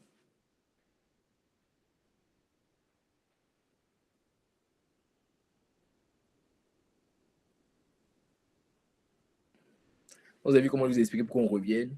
Où ça? Parce que je vous ai expliqué au début. Il a crié, il dit sors. Il dit sors d'ici. Et le mort sortit. Mais il est sorti d'où? Ils ont vu un tombeau. Mais c'est pas de là-bas qu'il est sorti. Les pieds et les mains liés de bandelettes, le visage enveloppé d'un linge. Et Jésus leur dit, déliez-le et laissez-le aller. Donc le gars est sorti lié. Avec quelle force? Un gars qui est lié, couché. qui est lié, attaché. C'est comme si on t'a attaché. Comment il peut se lever pour marcher? Au point où c'est quand il est sorti, maintenant on dit déliez-le. Avec quelle force? La force de la résurrection agissant en lui.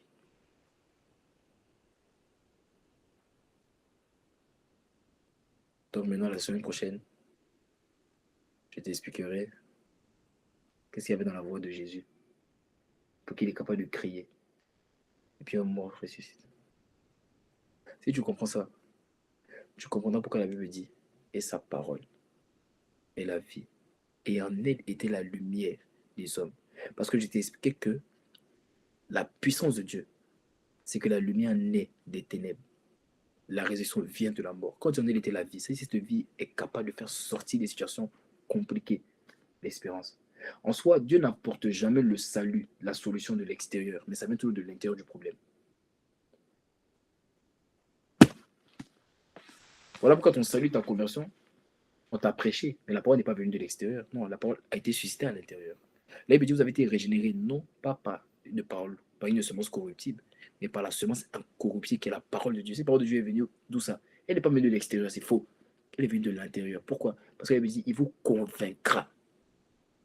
Comment il t'a convaincu? De l'intérieur. Vous êtes la toute-puissance de Dieu, la résurrection.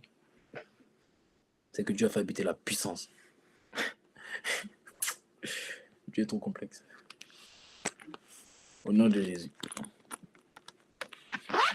Amen. Amen. Amen. Amen.